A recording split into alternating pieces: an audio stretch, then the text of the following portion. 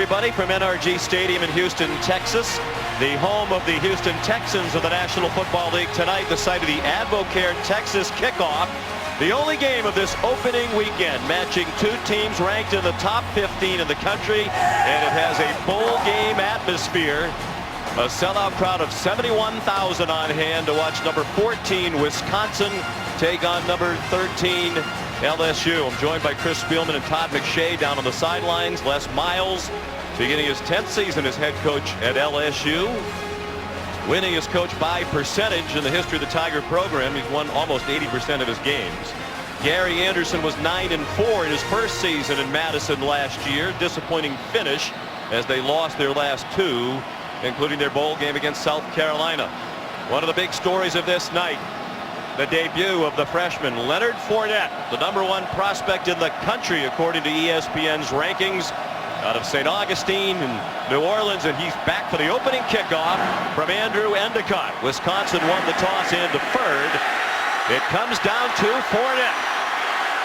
He bounced off a hit at the 11 and then got taken down from behind by Dare Ogunbowale at the 15-yard line. Nice special teams coverage by the Badgers.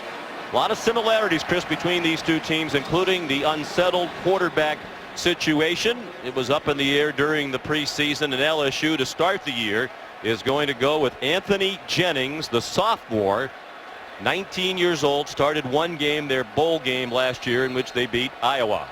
If you want to play in Les Miles' program as the quarterback, don't make mistakes. They feel like he's the guy that's going to be safe with the football. They do expect to see the true freshman Brandon Harris as well. LSU opens in the eye. They will be a power running team again this year. Connor Neighbors, the fullback, leading the way for Kenny Hilliard. And Derek Landish, the linebacker, made the tackle at the 20. Here's a look at tonight's Chick-fil-A impact players. And it'll be running back by committee. Hilliard and McGee along with Fournette. And on the defensive side, you see Landis and Sojourn. LSU went quickly to the line. Kenny Hilliard again tackled by Michael Caputo. Only 3 returning starters on this Wisconsin defense. That's another similarity between these two teams. They lost a lot of talent from a year ago. LSU had 9 players drafted, the most in the NFL draft. But it is a very talented, inexperienced LSU team. Out of the gun now, Anthony Jennings. He keeps after the fake to McGee and has the first down across the 25. Caputo, one of their returning starters, made the tackle. Well, the versatility of Cam Cameron's offense, you see a little bit of a spread type movement. The speed read option run by Jennings executed well, did not give the ball to McGee, decided to keep it to get the first down.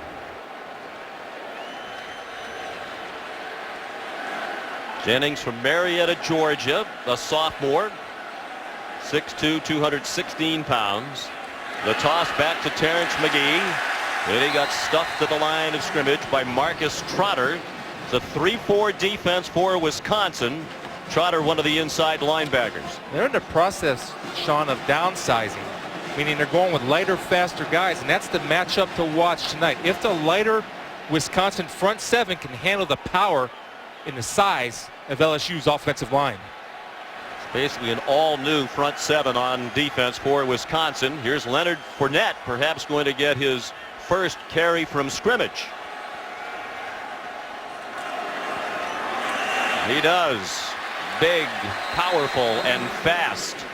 And he's out to the 31. Caputo and Marcus Trotter made the tackle. It'll be 3rd down and 5 for LSU. It's good to get Fournette the football. He got his hands on the kickoff return, but you want to settle the youngster's nerves, and you can see that he's built for power. Strong lower body and does have that breakaway speed. They've waited a long time for him. Les Miles jokes that they offered him a scholarship when he was in the 3rd grade. Jennings out of the gun, under pressure. It's a screen, and it is incomplete off the hands of McGee. And Derek Landish was nearby for Wisconsin. The one first down on the first possession of the night for LSU, and it'll be a Tiger punt. Well, they were anticipating blitz, and they did get it, but Derek Landish is playing man-to-man and does an outstanding job of peeling off his blitz to cover McGee on the screen. So now the Australian Jamie Keane on to punt. Second-year starting punter. Denzel Doe back for it for Wisconsin. And it goes out of bounds. Excellent kick.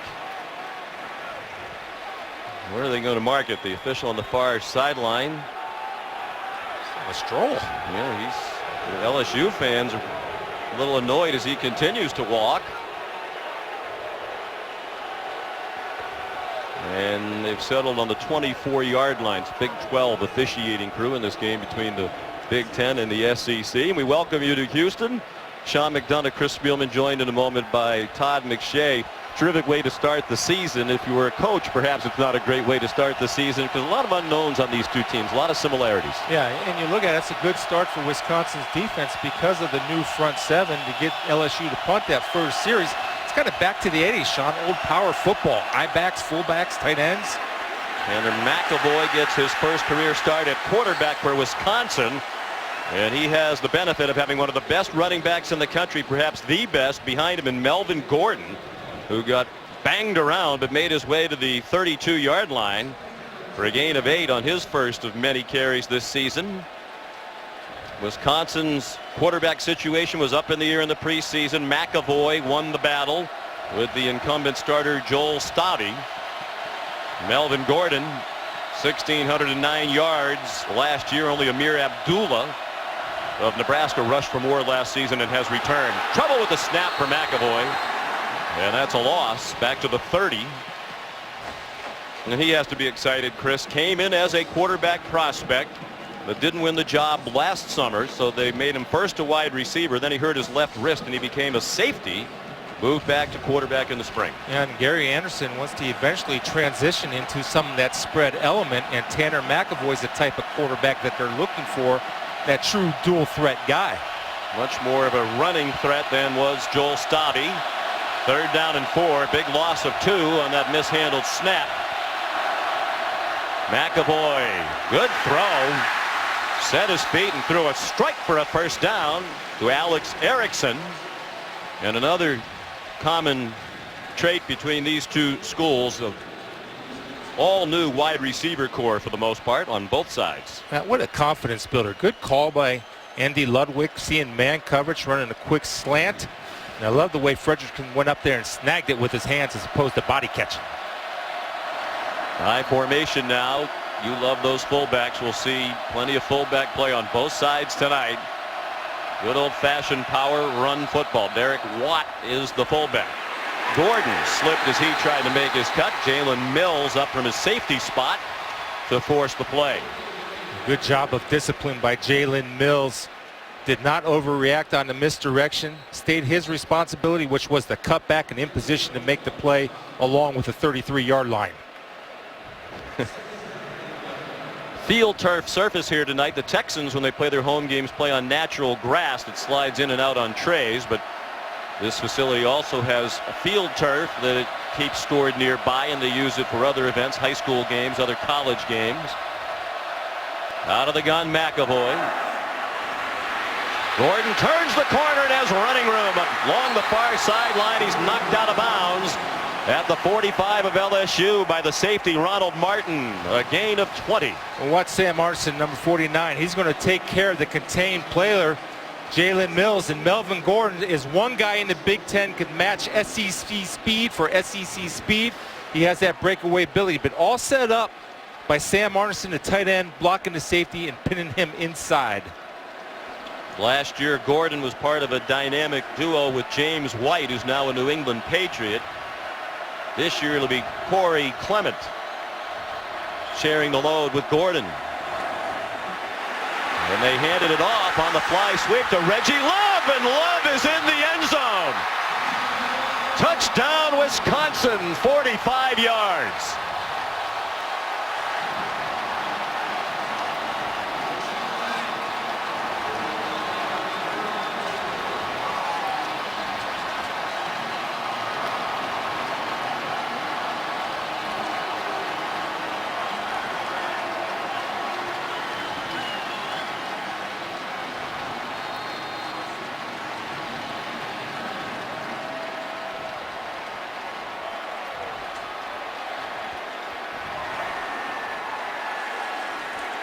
Rafael Galeanone, his first kick as a Wisconsin Badger, true freshman from Brazil. It's a PAT that's up and good. Terrific start for Wisconsin. Reggie Love, his first career touchdown, having a 76-yard drive.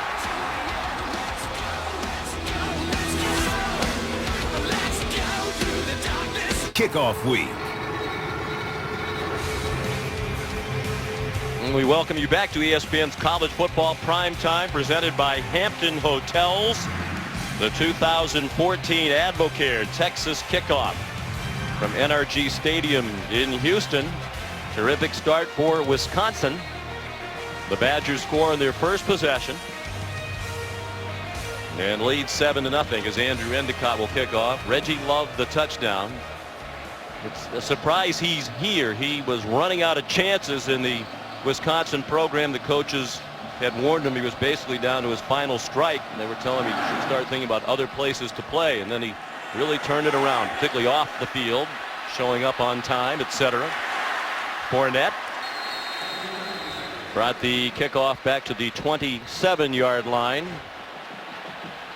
Let's find out how Wisconsin found success tonight, brought to you by Expedia. You know, a big concern for defensive coordinator John Chavis was getting outflanked by motions. Take a look right here. Quan Alexander, the defensive end, both get caught up inside. That's two guys in one gap.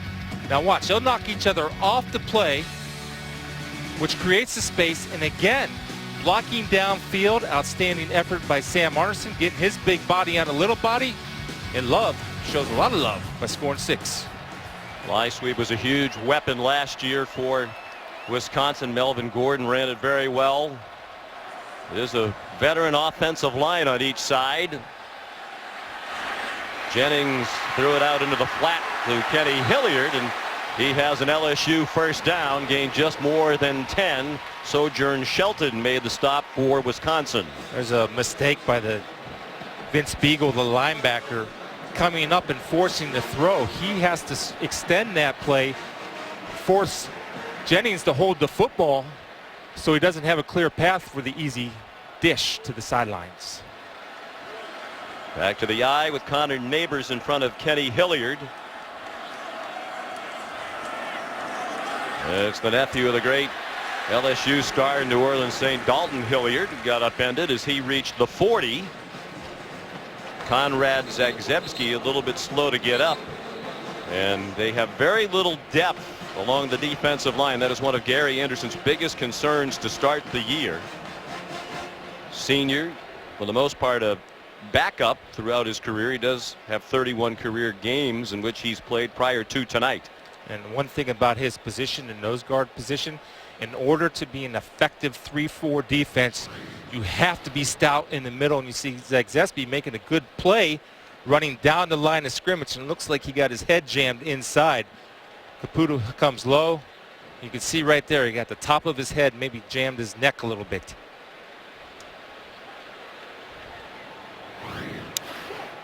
As they tend to, Conrad will step aside nearly midway through the first quarter in Houston.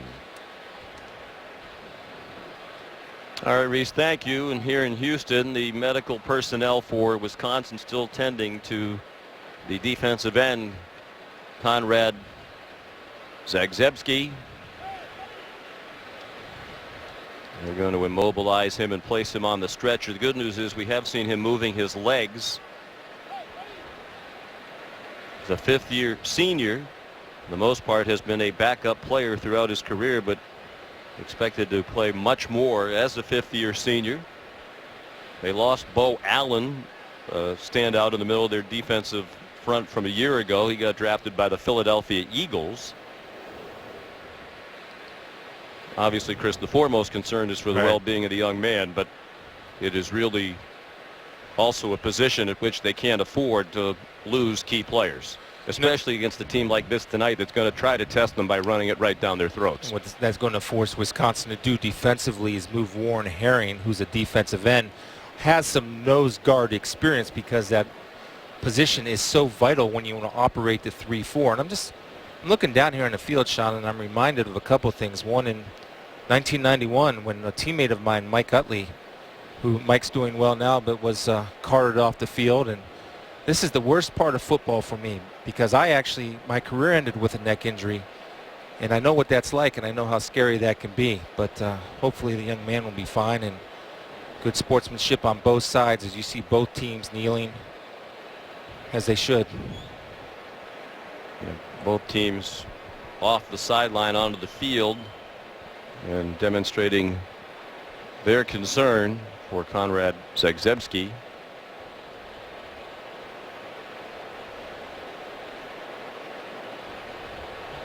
And Chris, we talk about the impact on Wisconsin, and it is a front seven that is the biggest concern that they have as a team starting the year. Only 3 starters back on defense. A lot of people are surprised that they're ranked as high as they are in the preseason, given the really total rebuild they have to do of this defense. Well, and talking with Dave Aranda, the defensive coordinator, yesterday, he didn't know what he was going to get. But they want to build smaller. They want to get quicker and have a mobile quarterback on offense, which is pretty much anti-Wisconsin. And Wisconsin's defense, Sean, as you know, is known for this big defensive linemen and linebackers like Chris Borland that run around and make plays.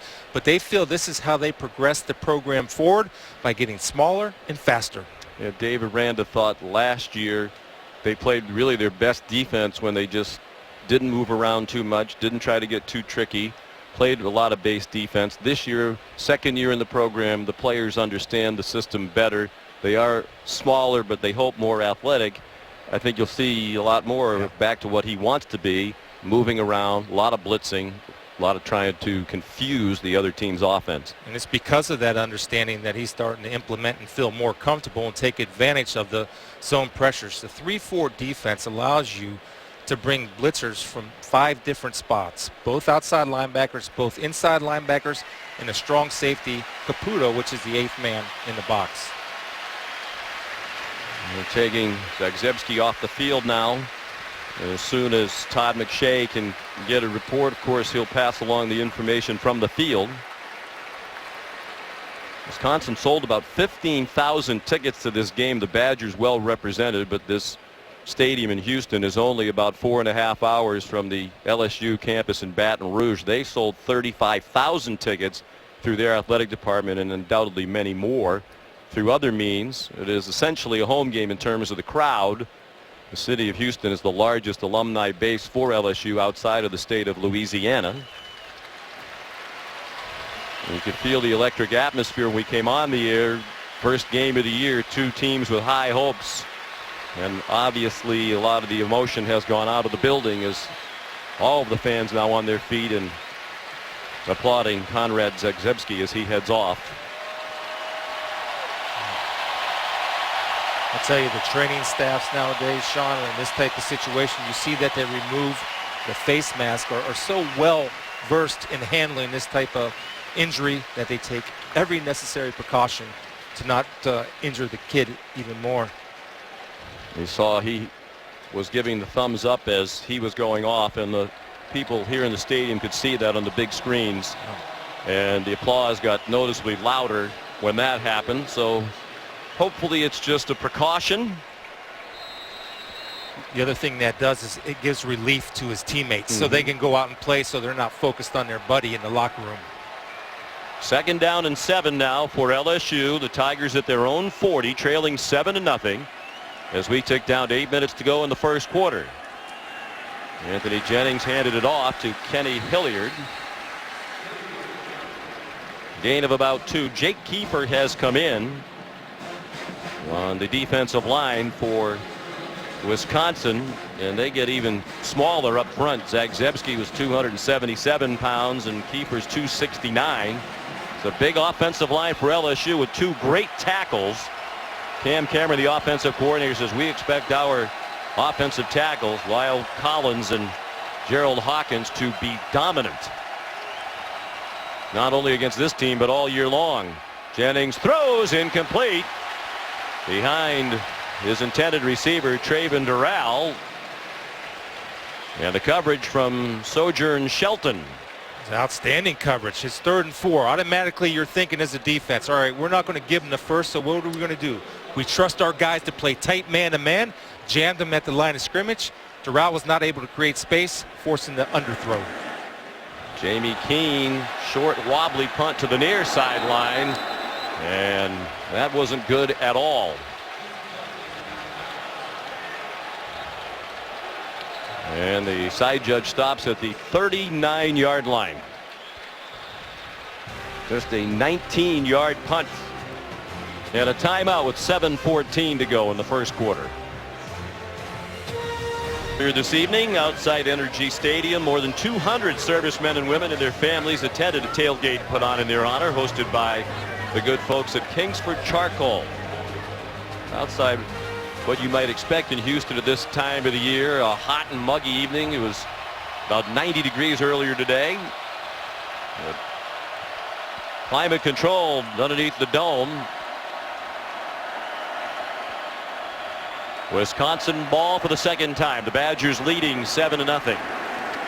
Melvin Gordon ahead for about a yard and a half. Quan Alexander the tackle. Here's Todd McShay. Well, all the information we've gotten so far is that they did, for precautionary reasons, take him to Methodist Hospital. It's in the medical center district, if you will, 3 miles away from here. And he's with his father. Conrad had his father in attendance. His dad came down on the field, and his dad is obviously going with him to the hospital. They didn't want to tell us any more in terms of what the exact injury was, but he obviously had motion in his extremities, and they're bringing him to the hospital for precautionary reasons. All right, thank you, Todd. Conrad Zagzebski, the defensive lineman for Wisconsin. Here's McAvoy, a big reason why he is their starting quarterback. That's a dimension that Joel Stabby does not bring. And he scampered all the way to the LSU 37-yard line. First down, Badgers. You know, the most impressive thing about this is he's got a 6'6" frame on him, and he moves and reminds me a little bit of Terrell Pryor, the former Ohio State quarterback, which was the same size. He took his eyes off the receivers a little bit early, but he trusts his feet to do the work, in which they did, and J.J. Watt down there springing him with a nice block. There's Joel Stabby, who was their quarterback last year for all 13 games and led them to a 9-4 record. He's certainly a solid player. McAvoy. Got his signals crossed with Reggie Love. A sign of the inexperience of the connections when you have new starting quarterbacks, new starting receivers. Sometimes they're not on the same page. If you're going to throw it away big, and he did.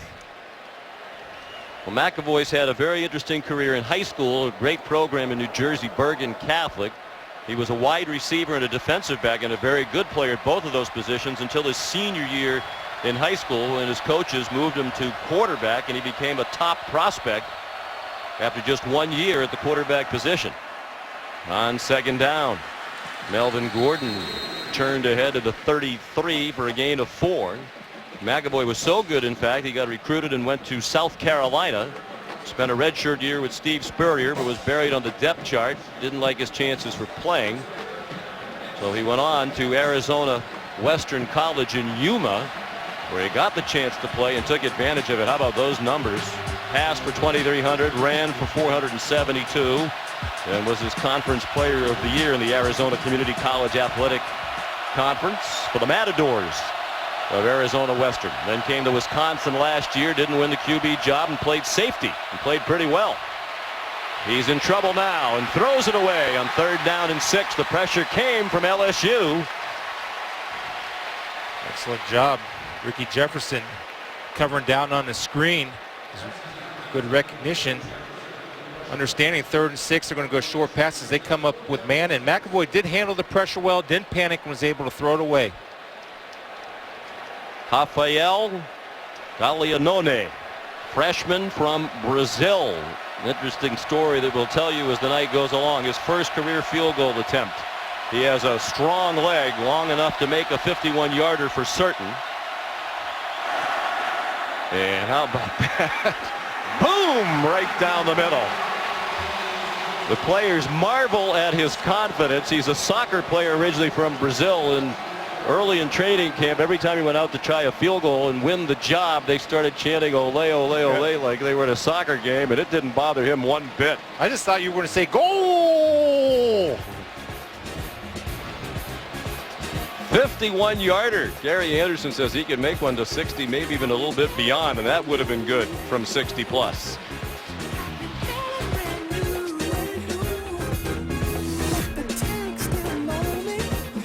AdvoCare car brought the game ball out Nice. to midfield.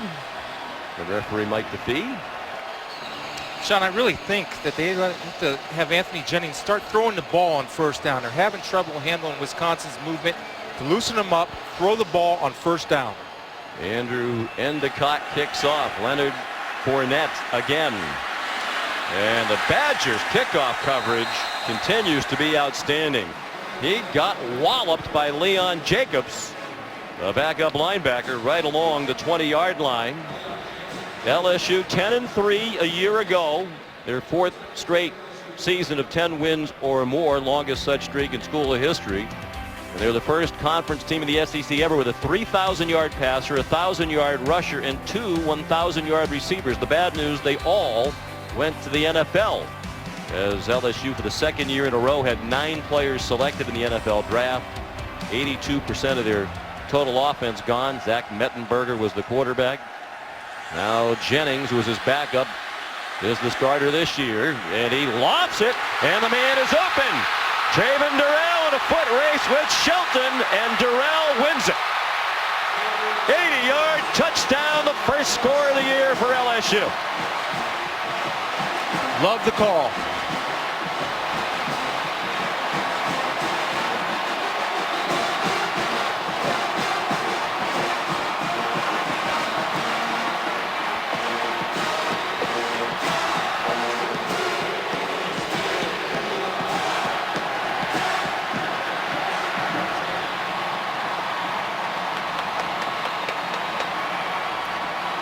Well, you said it, throw on first down. They did.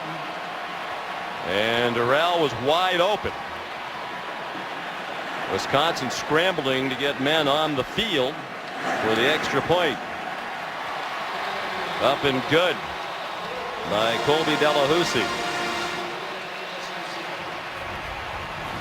80-yard touchdown to the sophomore Durrell. Entertaining start to this AdvoCare Texas kickoff. Big part of Dick's Sporting Goods kickoff week. Wisconsin led 10-0, but LSU's just scored on an 80-yard touchdown pass. Trent Domingue kicks off. Down to the 2 to Kenzel Doe. And he's in trouble. And down inside the 10. Juan Alexander leading the kickoff coverage for the LSU Tigers. Just a 6-yard return. But when you start a true freshman free safety, if he makes a mistake, it can cause problems. Now, a couple things happen right here.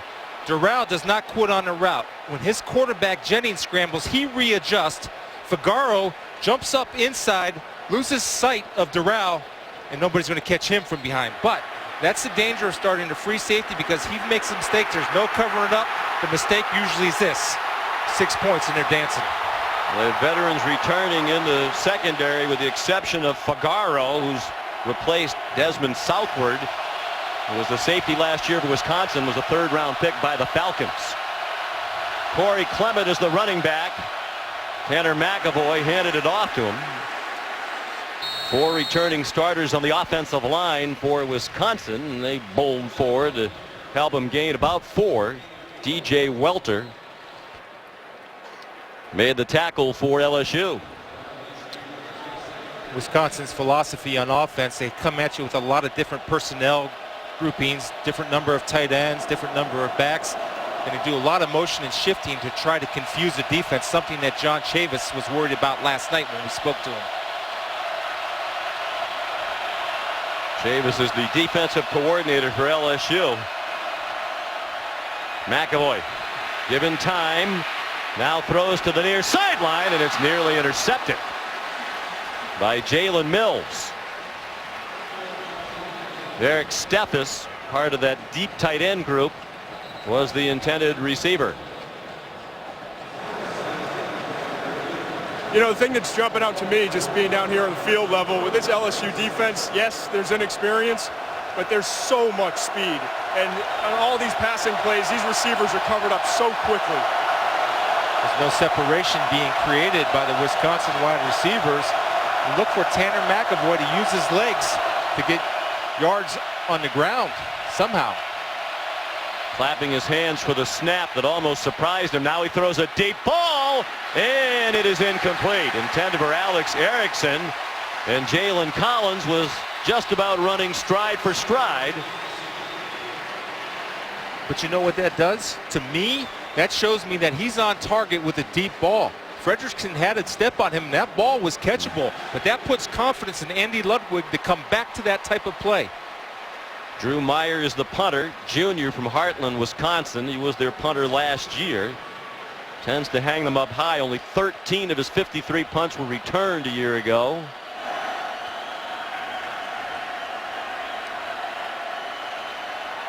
Tre'Davious White back for the punt. Short, wobbly. And White, with flags down, is upended at the 34-yard line. Good catch on the run by White. Sam Arneson made the tackle. There is a flag on the field. 35-yard punt, 12-yard return.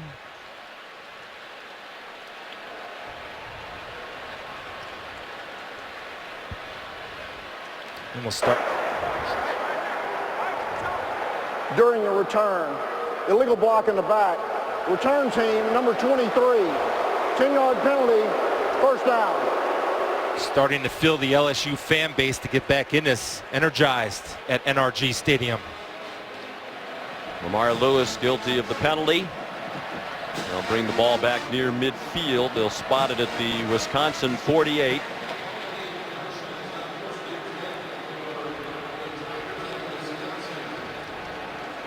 Something has to give tonight. LSU's won 11 straight season openers. All 9 of the prior season openers under Les Miles. Wisconsin's won 16 straight on opening day. That is the 3rd longest streak in the country. Only Nebraska and Florida longer streaks on opening day or night. Jennings kept it.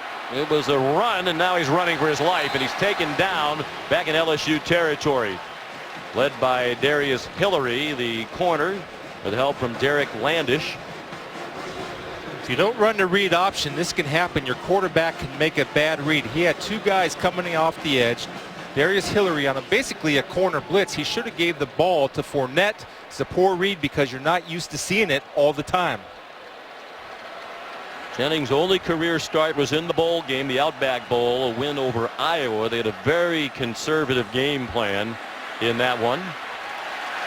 Leonard Fournette hasn't been able to get it going as a collegian so far in less than a full quarter. Marcus Trotter made the tackle. Also a good job by Warren Herring, number 45, playing a defensive end position now on passing downs. He goes to the nose guard so they can get more speed on the edges, but he actually slowed up Fournette. It's not Riverdale High anymore, Leonard. He's finding that out so far early. 3rd down and 12. LSU was 57% last year on 3rd down, best in the nation. But a lot of those weapons are gone.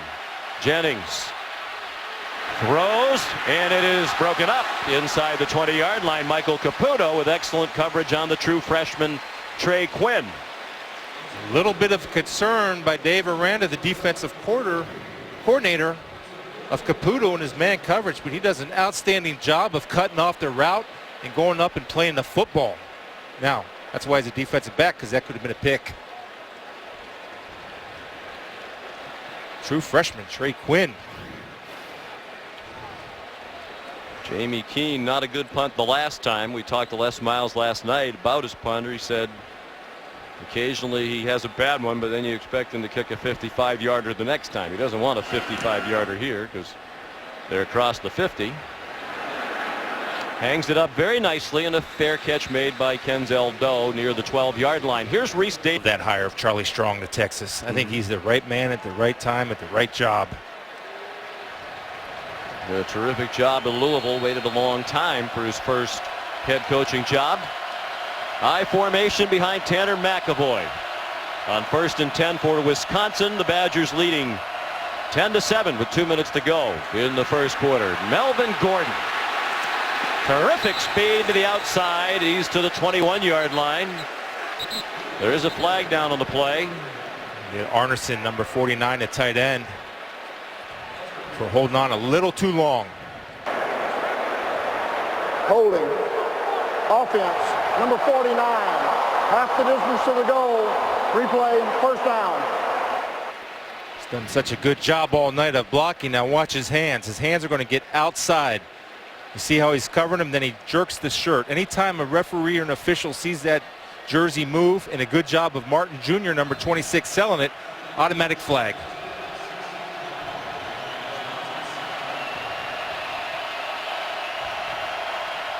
Gary Anderson's Badgers back inside the 10-yard line to the 7. McAvoy gave it to Gordon. He's to the 13. We've seen it already, Todd. He can run inside or outside. He really can. John, I'm so impressed with him. Went back this summer and watched tape of all these top running backs. When you look across the country, a lot of good ones. Todd Gurley from Georgia, T.J. Yeldon from Alabama, Mike Davis, South Carolina. But I think the best of the bunch is Melvin Gordon. The competitiveness, the vision, the patience. I think he has exceptional agility and acceleration. And tonight, more than ever before, he's running behind his pads with a lot of leverage. He thought very seriously about going into the NFL draft after last season. Came back because he thought there was a lot more for his team to accomplish. He got stopped on a nice tackle by Jalen Collins at the 20-yard line, about 3 yards short of the first down. You know, just to add to Todd's point, is the other thing he can do is make people miss in the hole. A lot of times you're getting that 8th or 9th guy up there in the box, and Melvin Gordon not only has a little power, but he has to shake to make a guy miss. Melvin Gordon says he pays very close attention to the exploits of those other running backs that Todd McShay mentioned. Wants to be the best. Well, he's downplaying the Heisman situation to start the year. There he goes, exploding through the hole for a first down.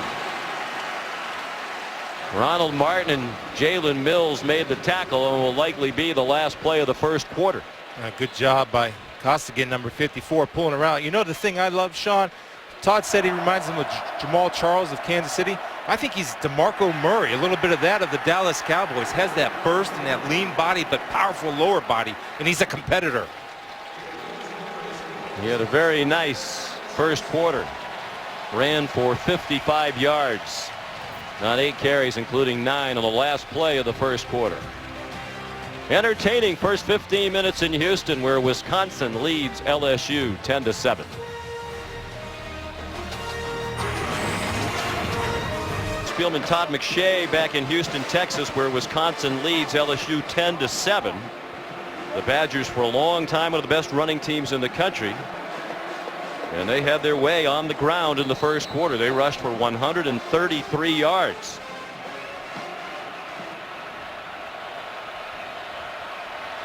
Tanner McAvoy under center. Corey Clement was the running back. McAvoy faked it. A lot of room to run. Threw instead. And it is caught along the far sideline. Nice catch by Alex Erickson. Redshirt sophomore from Darlington, Wisconsin, with Jalen Collins in coverage. Coach Ludwig is saying, throw it, throw it, throw it. Coach Anderson saying, run it, run it, run it. And he threw it, and he threw a dart. And again, building his confidence. The more he shows he can make those throws, the bigger of a dual threat he becomes. Look, he's excited about that. He should be.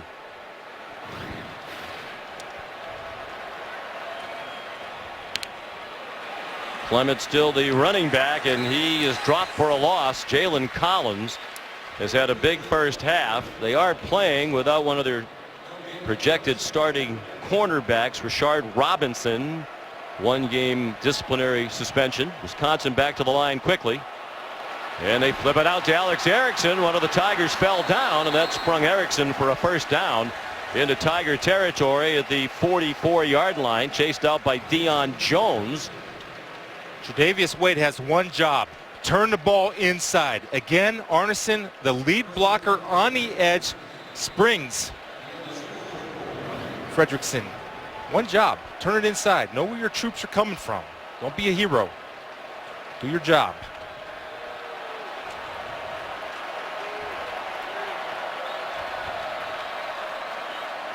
After a 14-yard gain, Clement up the middle and down at the 39-yard line. 5 on first down. DJ Welter and Daniil Hunter made the tackle.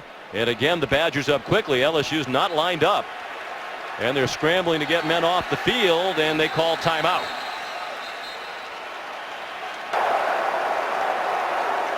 LSU takes its first time out of the half. Media.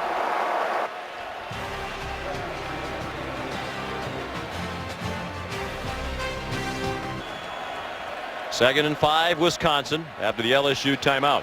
McAvoy lobs one over the head of Melvin Gordon. One of the big reasons Gordon stayed is he felt he could be a much improved pass catcher and pass blocker. In fact, he has just 3 career catches as a junior. Well, that's on Melvin Gordon because he stopped his route. Right there, McAvoy was looking at him the whole way, and that's where he needs to improve, understanding that if you're out in the pass route, that ball can come your time. You never quit your route, and he quit on that route. We talked to Melvin last night. He said, I can catch it, but they felt James White was a better pass receiver among the running backs. White caught 39 balls last year. Third down 5. Could be on the edge of field goal range. McAvoy again not on the same page with Reggie Love, and that's a couple of times that Love was heading toward the sideline and McAvoy threw it toward the end zone. Yeah. In order for that to work, a lot of it's sight adjust. That means the receiver and the quarterback have to see the same coverage, have to see the position of the defender. Then the receiver is responsible to run his route off the position of the defender. They're just not clicking. They're not seeing the same thing. Be about a 56 or 57 yard field goal. Gary Anderson selected not to try that. Galianone, his 51 yard field goal earlier would have been good from that distance. Instead, Meyer punts. Not going to pick up much field position. 23 yard punt by Drew Meyer.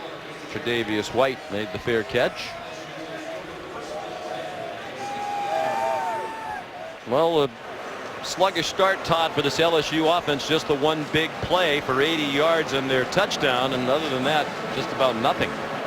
Yeah, Sean, we know that they want to get their running backs in a rhythm, and it doesn't seem like any of the 3 so far have been able to get in that rhythm. I think they're going to come out and run the football and pound it away and try to get these backs, whether it's Leonard Fournette, Terrence McGee, or Kenny Hilliard, into a rhythm running the football.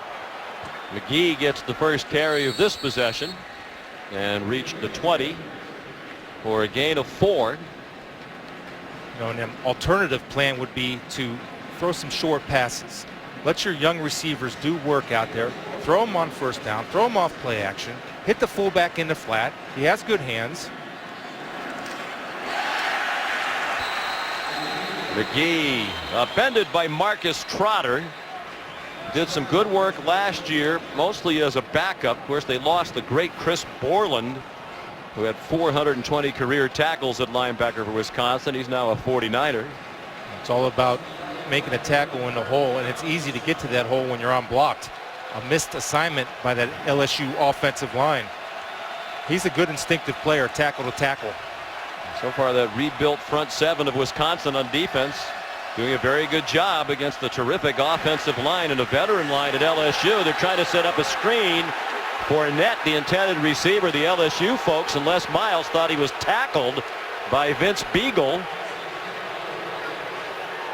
Well, there is no flag on the field, and the Tigers are going to punt.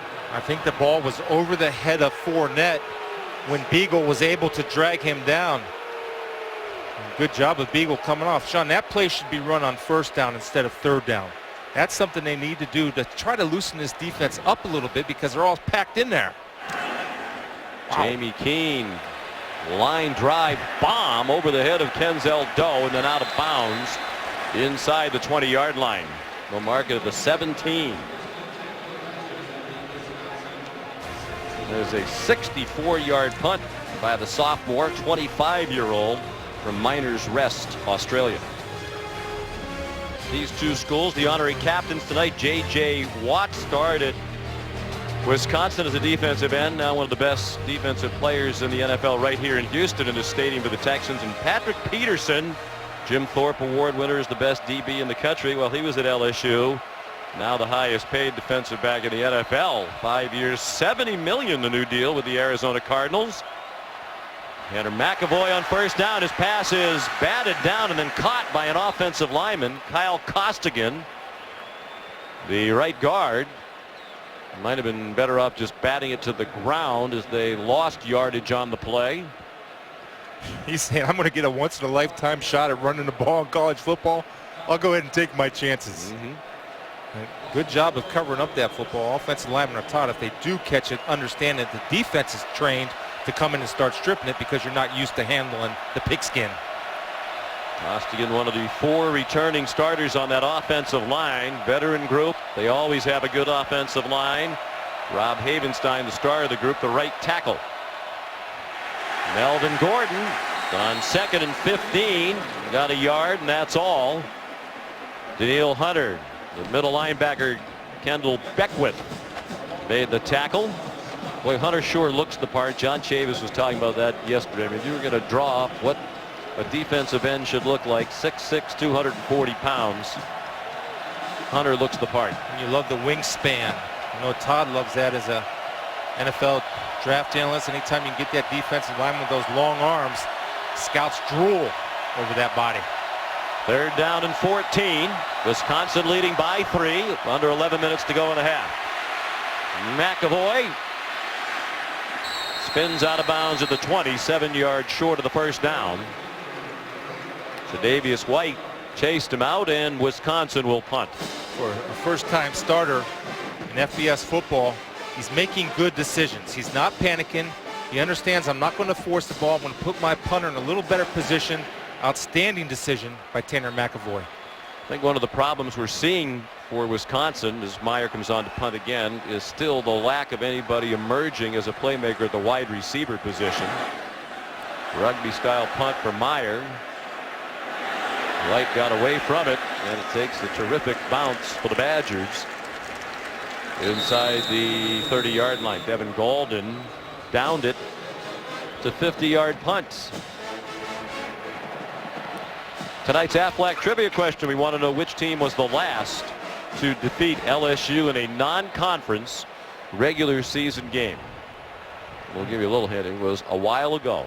All right. I got to think about that one.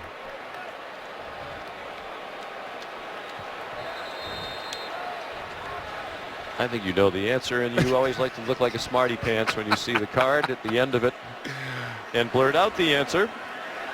Anthony Jennings throws a deep ball, and it is incomplete. Again, the LSU partisans want a flag. Traven Durrell was double covered. The primary coverage from Darius Hillary.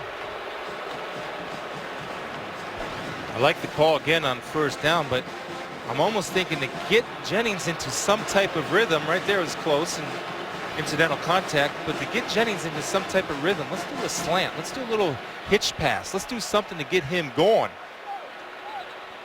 Just 2 for 7. We mentioned he was not sharp in the bowl game against Iowa. He went 7 for 19 for just 82 yards in their win over the Hawkeyes. He sacked 4 times, and now a procedure penalty against the Tigers. False start. Offense. Number 74. 5-yard penalty. 2nd down. We might be seeing Brandon Harris. I mean, there's no rhythm with this offense. Les Miles told us he was going to play. Number 2 ranked quarterback out of ESPN's 300. He might be in the bullpen. The right-hander. There's Brandon Harris, true freshman from Bossier City. They love his talent. This opening game against a tough team, Les Miles said the experience of Jennings in game situations was a big factor in giving him the start.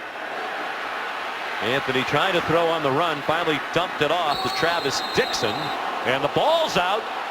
At least the Badgers on their sidelines say it is. They think they have it. We got the scrum going on right now. You see Marcus Trotter, the coach, pulled him off.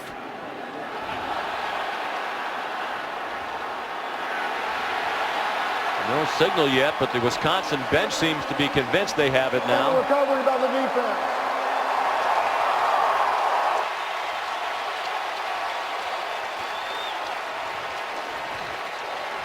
When you make a good form tackle, good things can happen.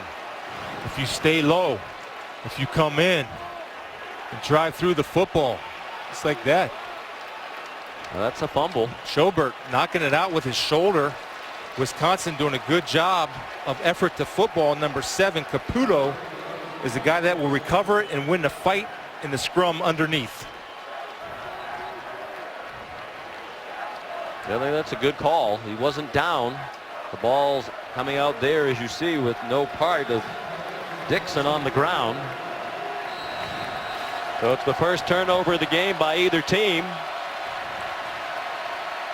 And Wisconsin begins at the LSU 31.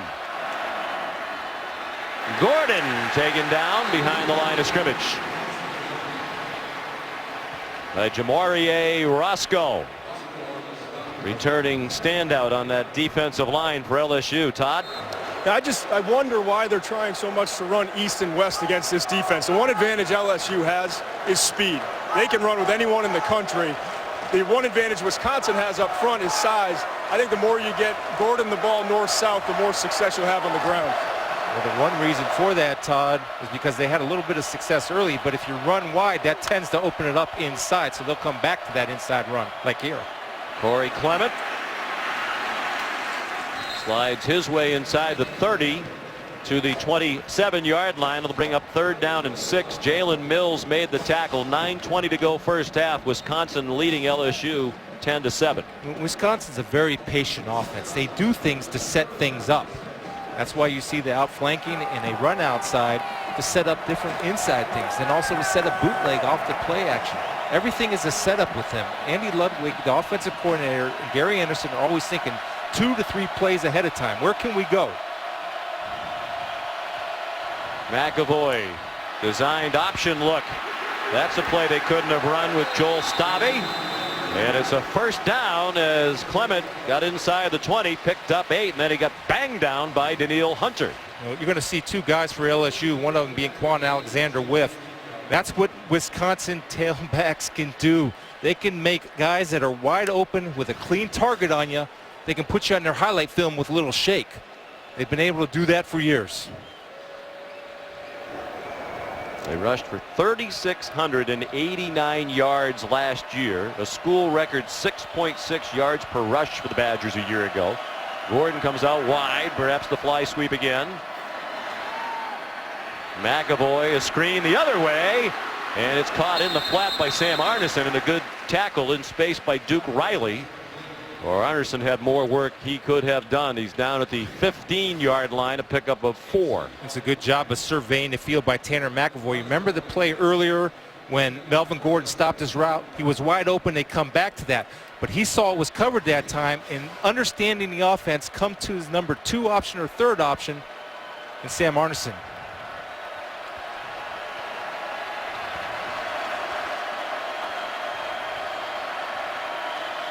And McAvoy went under center. Big hole for Melvin Gordon and a touchdown. Virtually untouched from 14 yards out. Follow 34, Derek Watt with the kick out block, and we talked about it, was the burst in the power of Melvin Gordon. Derek Watt's going to get the kick out, number 34 right there. Then you see what Todd was talking about, the ability to finish runs, and when he gets an open seam, he has afterburners and the ability to finish with some authority. Derek Watt is the younger brother of J.J. Watt, the great star of the Houston Texans. He's really become the face of their franchise. Here to root on his brother and his alma mater. His 2 brothers actually on this team, T.J. Watt as well. Golly, another trivia question. What team was the last to win a non-conference regular season game against LSU? You want to guess? I'll see if I can keep my streak alive. I'm going to say Virginia Tech. Well, you did, because it was already on the screen. I wasn't looking at the screen. Back in 2002, Nick Saban was the coach. The game was in Blacksburg. Since then, LSU has won 45 consecutive regular season non-conference games. That is the longest such streak in FBS history. It's in jeopardy tonight. They're down by 10 midway through the 2nd quarter. Leonard Fournette. He delivered a blow to a would-be tackler as he brought it back to the 29. The kicker, Andrew Endicott, made the stop. Here's Reese Davis. Sean, this update is brought to you by the city of Houston. What's going on in the city of Arlington is number one's in trouble. J.W. Walsh of Oklahoma State to David Quinton. He goes 55 yards, and the Pokes are just down by 3 on ABC to Florida State. Defending national champs, think they're clearly the number one team starting out this year? I do, but I think it's awful difficult to defend. So many good teams this year. A lot of parity. Anthony Jennings, play action fake, good catch out on the flat by Trey Quinn. First catch of his collegiate career for the freshman from Lake Charles. Well, that's the call, Sean, right there. See that? Nice, easy pass. Not a lot of reads. Just get him the ball. Get into a rhythm with your quarterback. And, you know, you made the point, too. If you got a running back that's getting in rhythm, feed him. Let him go. I mean, I know you want to play everybody, but this isn't Little League. You don't have to play everybody. If you get a guy, get him going. Quinn, by the way, 357 catches in his high school career, the Louisiana State record. Jennings, another play fake. And another open receiver, and it's dropped at the 43 of Wisconsin by Deshaun Smith. One of their 17,000 tight ends on their roster for Les Miles. It's okay. It's a good throw, and it's a good call. Because you're starting to create seams. Because what happens if you run the ball on first down all the time, everybody sneaks up. So that's a good read and a good call, and at least you take the positive out of it, that we have it. If we want it, we can come back to it. Because you make the defense then adjust. You gotta understand why Smith would drop the ball. He was a high school teammate of Trey Quinn, and if Trey Quinn caught 357 passes, I doubt there was much for anybody else. Terrence McGee to the 42-yard line. Vince Beagle made the tackle. Well, so far so good for that remade Wisconsin defense. LSU has only 133 yards of offense, and 80 of those were on that one play when they had a busted coverage in the secondary. And LSU scored on an 80-yard touchdown pass to Traven Durrell. Doing a good job of matching sub-package for sub-package. When LSU substitutes, Wisconsin's able to get their pass rushers in. Four-man rush, and still they flush Jennings out of the pocket. Throws way over the intended receiver, Traven Durrell. Well, they want to play power football. But right now, 25 yards rushing for LSU in the middle of the second quarter. That's a shock to me. And they'll make adjustments. I mean, they are who they are. They'll go in, and they're a well-coached football team. And they got to come out ready to play. I mean, they might have been too hyped for this. Jamie Keene, line drive punt. Kenzel Doe, fair catch. And Wisconsin will begin from its own 14-yard line, the 14th ranked team in the country. Has the lead. They were a 5.5-point underdog according to this morning's paper here in Houston.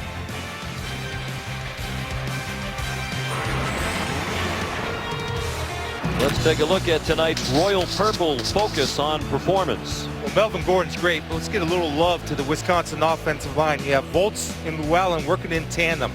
Nobody's better in the country than double teaming the nose, then reaching to the second level, which creates seams in space. And also, it also helps when you have an old school fullback like Derek Watt, able to throw the kick out block, and of course the finisher with Melvin. Tanner McAvoy under center on 1st and 10 for the Badgers, leading by 10 under 6 minutes to go in the first half. Corey Clement picked his way out to the 18-yard line, a gain of 4. Daniil Hunter the stop for LSU. Another example of making a guy miss in the hole. Already 177 yards rushing for Wisconsin against the defense that allowed only 143 a game last year.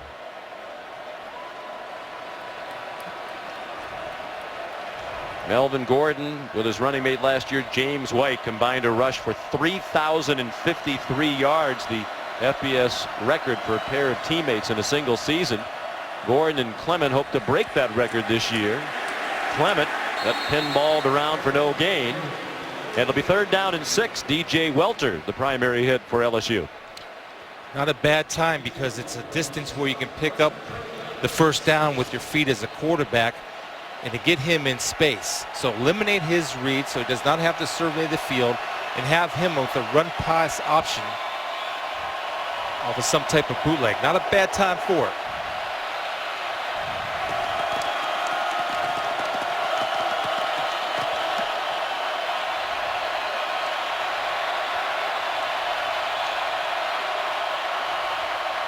McAvoy, quick pass, and it's incomplete. Alex Erickson, the intended receiver, he got up barking as if he wanted a flag against Tre'Davious White, but the officials have let them play tonight.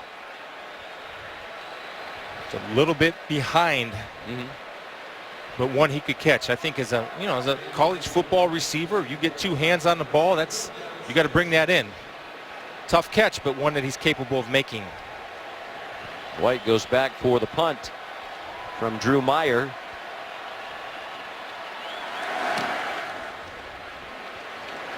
Good kick.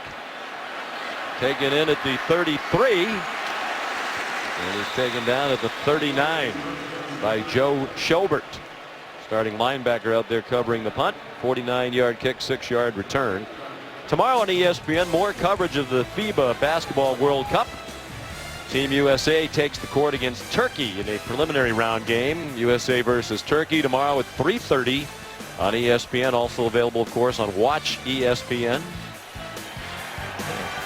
They struggled with Finland, didn't they, today? No, won by about 50 last I saw. And here's Brandon Harris. You hear the LSU fans cheering. Here comes the freshman. Now, don't know if this is because they think Jennings is struggling or just by design, because the LSU coaches told us last night that Harris would get in the game. Certainly Les Miles' team could use a spark, and they turn to the very highly touted, highly recruited freshman Harris, and it's a reverse. Trey Quinn. Well defended by Wisconsin. Michael Caputo held his ground, and it's only a 2-yard gain.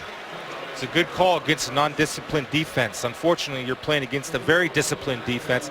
They will not get out of position. That was something that Coach Miles was talking to us last night about. They're always in position. They know what to do, and they don't try to be heroes. They try to play their role, and they do it exceptionally well. Well, Harris is a true freshman, but he graduated from high school early and arrived at LSU in the spring semester. He got indoctrinated into the football and the classroom. He kept the ball and got dropped for a loss. Alec James.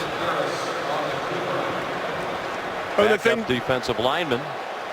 The thing, guys, with Harris is his ceiling is a lot higher than Jennings. He can throw the ball down the field, absolutely drive it with velocity. He's a good athlete, but the basement, if you will, is a little bit lower than that of Jennings. They obviously went with Jennings because he's going to protect the football better. He knows the offense. And with Harris, he didn't even take snaps from under center, so there's some concern with that. But he can make some big plays because of that strong arm and the mobility. But as you see here, as he calls a timeout, just a lot of confusion for a young quarterback. Well, it took them a while, it seemed, to get the play into him. Then looked like he was struggling with a wristband to get the play communicated. So a timeout, LSU, leaving the Tigers with 1 with under 3 minutes to go in the half. Down on 3rd down and 9. He's sacked by Joe Schobert back at the 29-yard line. Well, here's what Coach Aranda was hoping for, movement beating power. You have a 290-pound tight end trying to block a 240-pound linebacker on movement. Ooh. Just too quick inside. Brandon Harris does not have a chance. That was a whiff.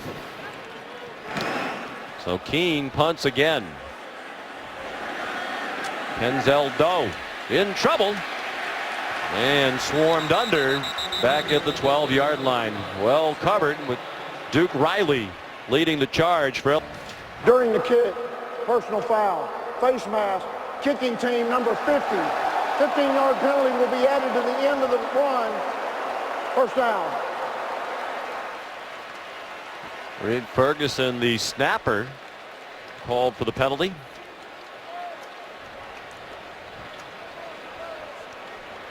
Jameis looked athletic there. Well, that's a big penalty. It brings the ball out to the 29-yard line. Much better starting field position for Wisconsin. Even though they're a running team, they are a big play running team.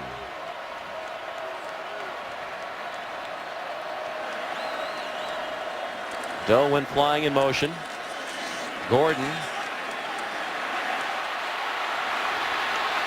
Wow. That was quite a 7-yard run. Yeah. Deion Jones made the tackle. Well, Todd talked about the speed of LSU's defense. Well, we talked earlier that Melvin Gordon has the speed to match that. And how about an assist to Tanner McAvoy, getting a man down on the ground and not quitting on the play? I think players respond to that. They'll be watching film. They'll be high-fiving Tanner, and that makes them want to play harder for Tanner. Down to 1:50 in the half. All 3 timeouts left for Wisconsin as they try to build on a 10-point lead.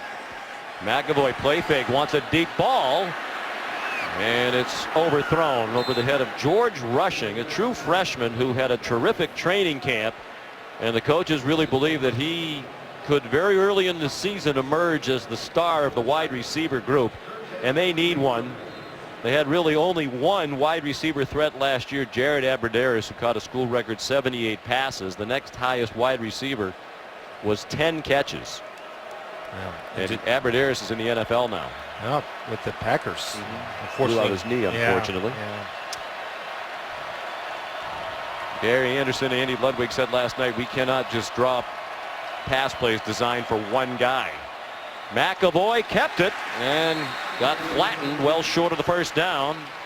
Jamarie Roscoe, the tackle at the 36. Les Miles out on the field to call his last timeout of the half.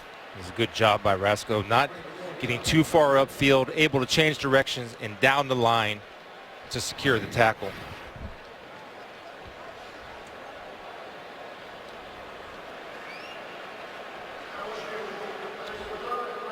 Last time out of the half for LSU, 1:26 to go. They want the ball back. They want to find some offense. They have that 80-yard touchdown play for their only score of the half so far. The other 25 plays from scrimmage, Chris, just 44 yards of offense. And nothing going, nothing through the air, nothing on the ground. And right now they're having a hard time handling the movement of the Badger defense. The speed is beating the size. So to me, I think it depends on field position. Knowing Les Miles, if he gets any type of field position, he's going to let his young quarterback go and try to go down and get some type of score. They need to get some momentum into the half. Well, this is the first year of the college football playoff, so every game is important for teams that think they have a chance, and these are 2 teams that do think they have a chance, particularly Wisconsin. I heard some of our analysts today say this is a must-win game for Wisconsin because you lose this one, they don't play a very tough schedule in the Big Ten. They might be able to run the Big Ten schedule because they don't play Ohio State. That's a loss for LSU. Hunter going to the locker room, but yes, perhaps they won't play any more defense in this half. They don't play Ohio State, Michigan, Michigan State, or Penn State this year. Wisconsin. It's the luck of the draw. Rugby punt for Meyer. Whoa, risky play by Davius White. I mean, White just pounced on it. You can't run it back, and it was just about to stop. All you do is risk a problem doing that. Here's Reese Davis. 8 yards for Georgia and had 100 yards in kickoff returns. Had 4 touchdowns. Anthony Jennings is back in, so it was one brief series and out for the freshman Brandon Harris. No timeouts. We'll see how aggressively Les Miles and Cam Cameron decide to play it. A little safe middle screen to Kenny Hilliard. And he's tackled from behind by Alex James. The LSU coaches, particularly Cameron, marveling at Wisconsin's ability to strip and force fumbles on plays just like that one. And it looked like the LSU ball carriers are ready for it tonight. 12-yard gain. Jennings, running room, now throws a deep ball into single coverage, and this time they will throw a flag as Durrell hit the deck as he got tangled up with Devin Golden.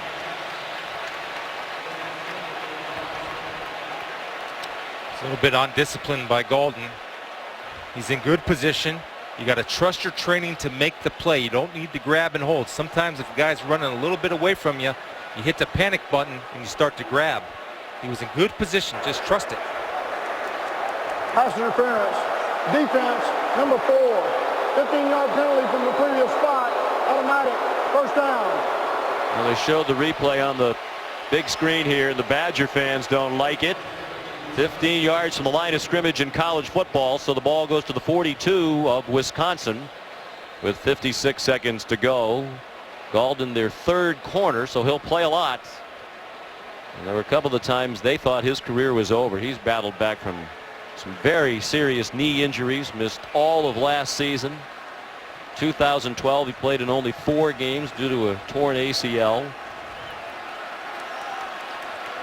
Coaches love his attitude. They're happy he can still play.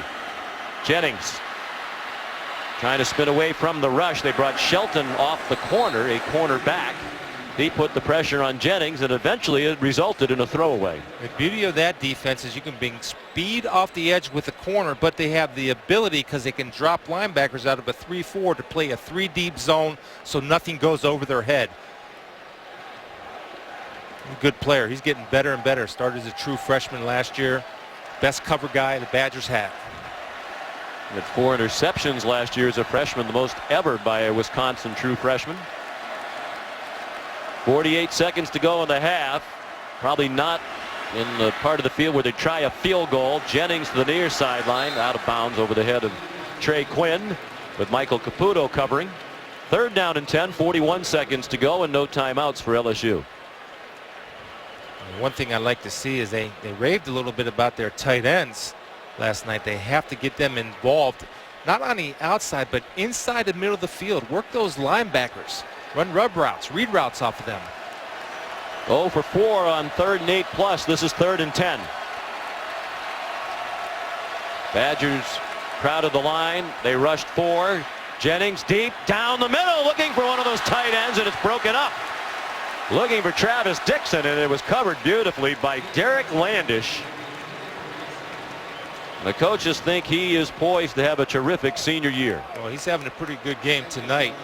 Good discipline right there. When the hands go up, watch his hands go right through with the punch. Right there, you see that? That's well coached. Did not panic, did not grab, waited for the receiver's hands to go up, and he comes up with a double punch through. LSU trying to figure out what it's going to do here, and they're taking a lot of time as the play clock runs. They don't have a timeout to stop it.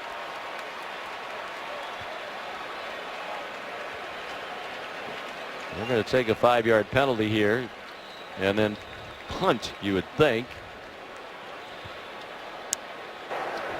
Would have been almost a 60-yard field goal try. Kicking team, 5-yard penalty, 4th down. Absolutely the right decision. They have not completed maybe one downfield pass the whole night. 4th and 10. Got a punt, go in and regroup, and that man can regroup a team. That's Miles. We've been regrouping all off season after losing Zach Mettenberger, the quarterback of the NFL, the true great wide receivers Jarvis Landry, Odell Beckham Jr., and the running back Jeremy Hill. Beckham, Landry, and Hill all drafted in the first 2 rounds. Mettenberger, due to injury, went later in the draft. He has great arm talent. 7th punt of the half for Jamie Keene.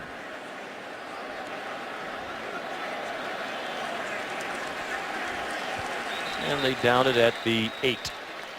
Down by Jamal Adams, a very talented freshman safety they think will get a lot of playing time as the year goes along. They're missing 5 players who did not make the trip. Malachi Dupree injured a hamstring in practice. And then the other 4 all suspended for 1 game for disciplinary reasons. The only one who would have started tonight was Robinson. Porter was the starting center last year but lost the job to Ethan Posick. Feast and Bain backups on the defense. That's not the reason why they're losing, but they would have liked to have had those gentlemen, certainly. McAvoy takes a knee. He didn't put up big numbers, but he didn't need to. That offensive line helping to lead the way for Melvin Gordon in particular, who rushed for 85 yards and a touchdown in the half. They took advantage of an LSU turnover to score on a short field. Here's Todd. Coach, what has to happen to get the run game untracked? We have the plays. We're good with that. We had some young guys make some mistakes. know, if we get that settled, if we settle down and play well, we'll be just where we need to be in this. How would you assess the play of your defense? Well, it's been spotty a little bit. I mean, but they've been out there the whole half. The thing is offensively, we've got to keep the ball. You know, we need to have a nice long drive and get 7 and, you know, change the disposition of that defense. We can't give up the rushing yards we've given up so far. Thanks, Coach. See ya. Chris, Sean. All right, Todd, thank you. And Coach is right. Almost a 5-minute edge in time of possession for Wisconsin. That's what happens when you run the ball as effectively as the Badgers do. They run for 182 yards in the first half. Halftime of the Advocare Texas kickoff. The Badgers 17, the Tigers 7. Now Reese Mark and Lou with the BM. This is Dick's Sporting Goods Kickoff Week.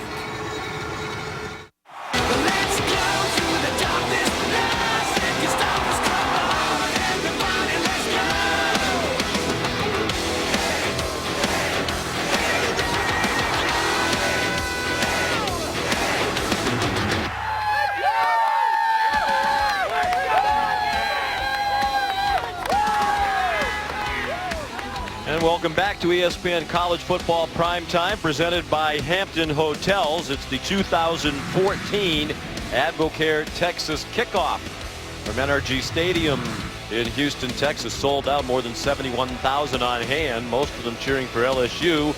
And they had little to cheer in the first half. Wisconsin leads at the half by 10. LSU, Chris Spielman, in that first half had 9 possessions. They had the 180-yard touchdown pass for their only score, punted 7 times, lost a fumble, only 6 first downs, only 16 yards rushing. Yeah, Coach Miles hit it right on the head. They have to have their offense eat up some clock and put some drives together to get their defense off the field. And on defense, they got to stop the run, Sean. And Wisconsin's doing a good job about flanking him. But when LSU has had the on-block player in the hole or in the box, he's been able not to make the tackle. Both Clement and Gordon have been able to make that on-block player miss, and that's why Wisconsin has 184 yards in the first half on the ground. And they will receive the second half kickoff, will the Badgers. Here's Cameron Gamble, the freshman to kick off for the first time. True freshman from Flower Mound, Texas. Les Miles was raving about his leg. He said in 10 years in their indoor facility, Gamble is the only one in practice who's ever hit the ceiling of that building while kicking off. Biggest thigh pads I've ever seen on a kicker. Delay a game, kicking team, 5-yard penalty. Wow. When do you ever see that? Delay a game on the opening kickoff of the second half. Well, maybe he just want a little extra room to kick it out of the back of the end zone, show off a little bit. That's unbelievable.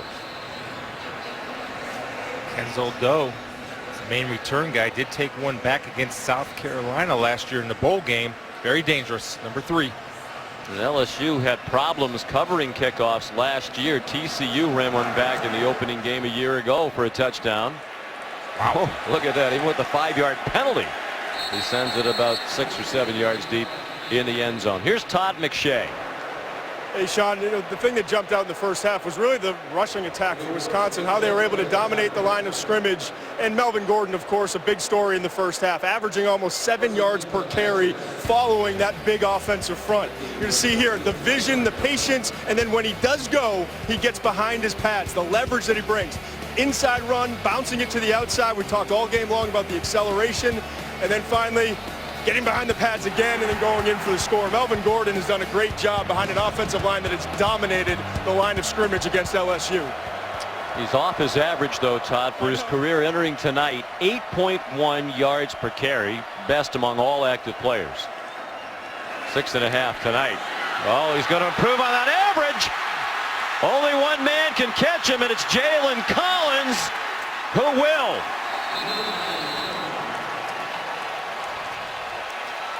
Well, again, it's the offensive line and being able to get to the second level. You're going to see what I'm talking about. Watch Volts again, the center, being able to get up to the second level. Look at him. They double the block, then they get to the second level, then he finds the seams. And, Sean, there's nobody that can start and stop faster than Melvin Gordon in all of college football. And that fly sweep action that's been so good for Wisconsin these last couple of years. definitely impacted the movement of the defense. You saw them going to the left, their right, our left, as we looked at the replay from behind the offense. Everything's a setup. Everything's a setup. 63-yard gain. Corey Clement in. He drags DJ Welter inside the 10. We mentioned it in the first half, Chris. They're a running team, but they're a big play running team. Last year, Wisconsin led the nation in runs of 30 yards or more. They had 23 of them. They had 14 runs of 40 plus, 9 of 50 plus, 7 of 60 plus, 6 of 70 plus, 2 of 80 or more, and 1 run of over 90. They can score quickly on the ground.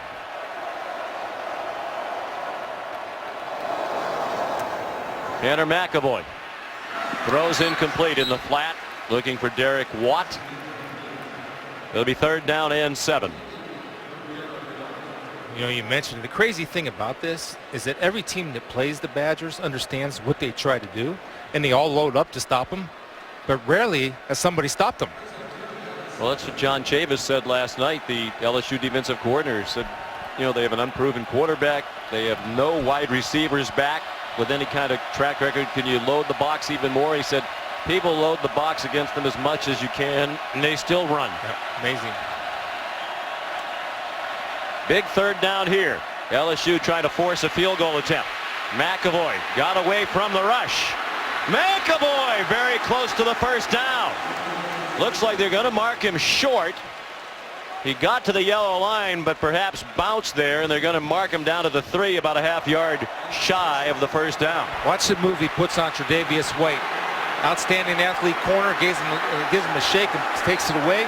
And Sean, at 6'6", when you're that kind of athlete and that mobility, what a weapon that is to have for the Badgers. I like the decision by Gary Anderson here. The game going his way. Ride that huge offensive line. They're going for the 1st down.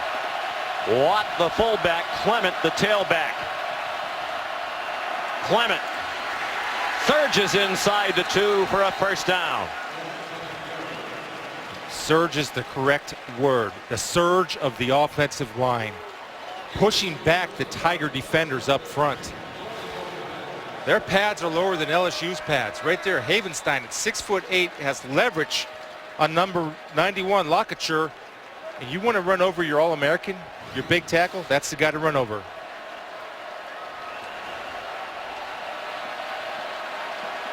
Poised to take a 3-score lead, Wisconsin. Clement, touchdown!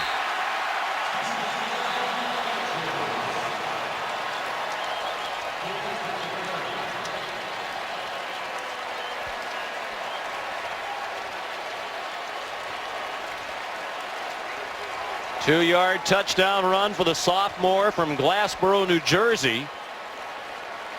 His running mate Melvin Gordon, a student of the top rushers a la Todd McShay around the country, says Corey Clement should be on the list of the best backs in the country. Best thing about that tandem is because they know each other so good, they push each other. So anytime they get in the ball game, they produce. Well, when you start with a delay of game penalty on the 2nd half kickoff, it doesn't seem like you came out of the locker room ready to play. That's what the Tigers did. Replay officials just confirming it was a touchdown. Rafael Galeanoni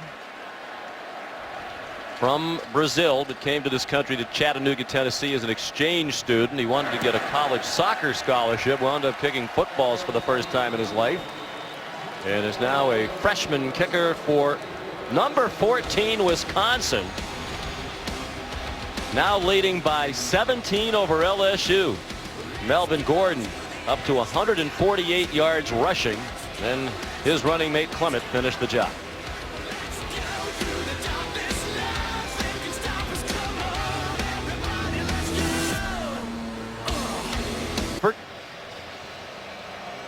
Andrew Endicott kicks off for Wisconsin. That touchdown by Clement a moment ago has really quieted this pro LSU crowd.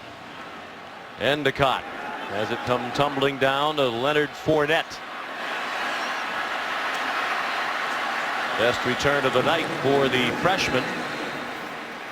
He's had only 2 carries from scrimmage for 7 yards. Let's see if they get him more involved. Joe Ferguson made the tackle for the Badgers, who played excellent defense tonight, Chris. Yeah, and here's what you see with Wisconsin is, Sean, they're doing movement. They're moving guys into gaps, lining them up at different positions, hitting different gaps, which creates confusion on the offensive line, and it also allows players to run free. Watch 45 Heron take that little pinch move. Not an offensive lineman, does not adjust to come off to get Trotter. He's free in the hole to make a play.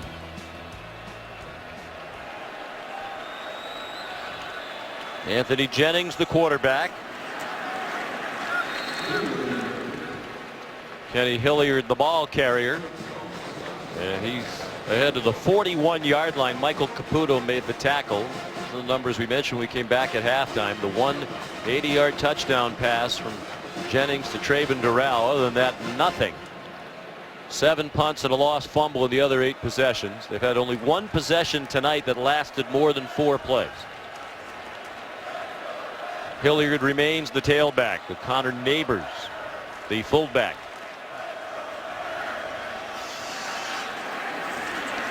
Michael Caputo leg tackles him. Short of the first down by about 3 yards, and a long way to go. This is a critical stage of the game right now for LSU. You read my mind. We've been working together for a long time. The reason being this offense isn't built to come back, and they're not built to work in a hurry.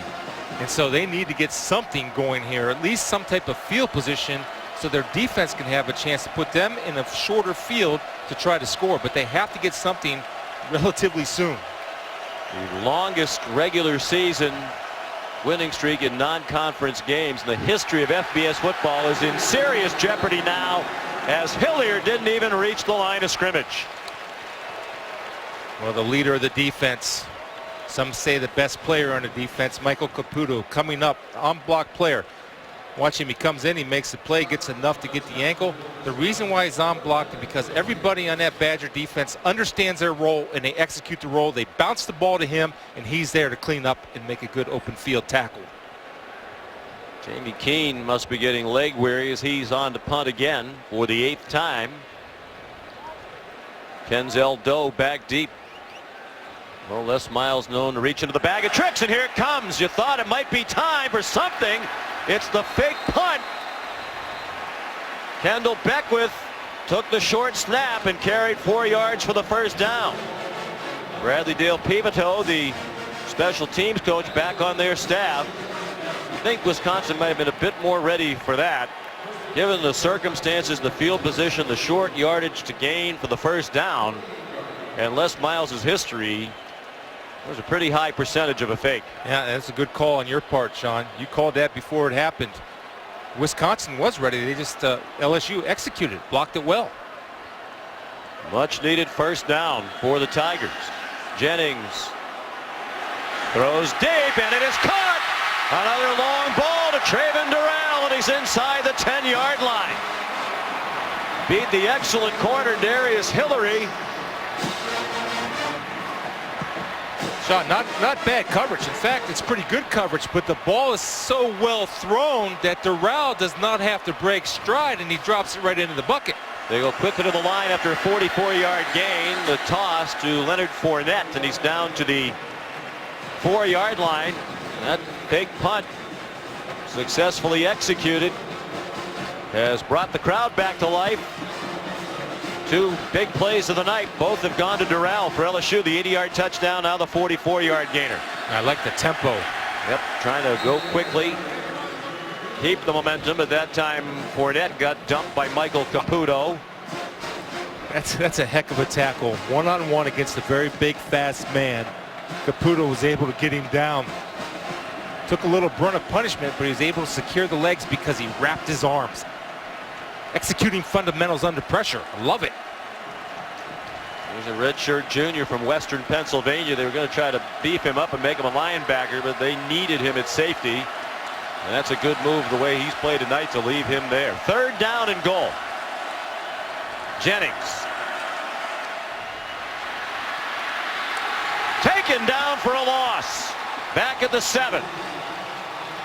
Marcus Trotter made the first hit, and then he had some help. A couple things here. Darius Hillary, got to have a short memory. They're going to go back to Durrell. See that? But Hillary's got him covered, forcing Jennings to pull it down. And again, open field tackle with a wrap of the arms on Marcus Trotter. Chikwe Obashi, redshirt freshman who they think has a bright future, helped Trotter finish him off. Loss of 3. So do you follow up the fake punt with a fake field goal? With less? Probably. With less? I think the chances are greater than him kicking it. I think they need points, though. They got to get points to make it a 2-possession game. Colby Delahousie missed only 1 field goal try out of 14 last year, and there's a flag down. Delay of game. Kicking team. 5-yard penalty. 4th down. They'll have to do it again. He made it, but they didn't snap it in time. Ooh, that sometimes that comes back to haunt you, and a lot of times that's a miscommunication between Craig Thorpe, number 16, the holder, and the long snapper, number 50. Reed Ferguson. So Delahousie now will try from 30 yards. The only field goal he missed last year was against Furman. He pulled a groin in the warm-up and tried to kick his way through it. That one is dead center. The walk-on who grew up dreaming of being an LSU Tiger. It's a fast-moving quarter, almost midway through the third now, and a 2-touchdown lead for Bucky. Back with our wonderful production and technical crews for another season of college football. Top 15 battle. Wisconsin leading now by 14 after an LSU field goal. Cameron Gamble's kickoff much shorter this time. Kenzel Doe got popped at the 30, but a good return. Jalen Collins and Dwayne Thomas combined. Kenny football. He was tremendous. Tanner McAvoy going deep, single coverage, battle for the ball, and it's incomplete. Broken up by Jalen Mills. Again, they're trying to get it to the freshman George Rushing. Good job by Jalen Mills of staying disciplined, not getting sucked up into play action, doing his responsibility, and gets away with a hold. Now in the NFL this year, there'll be 17,000 flags on the field for that. There's an emphasis, not in college football, obviously. You shouldn't miss that. Quite frankly, Sean, you see that jersey move, you shouldn't be missing that. McAvoy just 5 out of 15 for 33 yards. But they're leading LSU by 2 touchdowns. Clement bopped down for a loss by Quan Alexander. Weak side linebacker. Will split timer that position this year with Deion Jones. Good job, and John Chavis is dialing up run blitzes. It's the only way he can stop him. They can't stop him in base, so you come up with a run blitz. Good movement with a dip and rip by Quan Alexander. LSU fans trying to get back into it. The field goal got the Tigers within 2 scores. Now the defense trying to force a 3-and-out.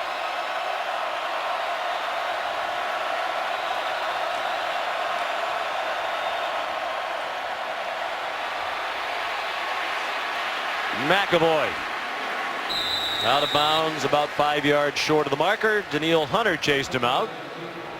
So a 3-and-out for Wisconsin with 6:35 to go in the third quarter. A big series for the Bayou Bengals right there. Getting off the field in 3 downs, giving your offense a chance to get back into it. Exactly what Les Miles wanted to do going into the half. Davius White back for the punt from Drew Meyer. 6th punt of the night for the junior.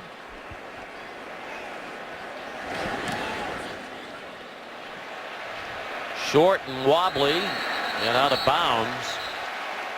Close to the 40-yard line.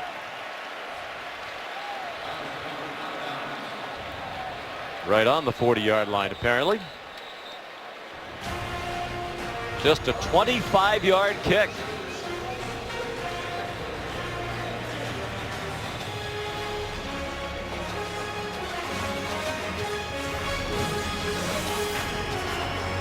My tribe. On first down for LSU.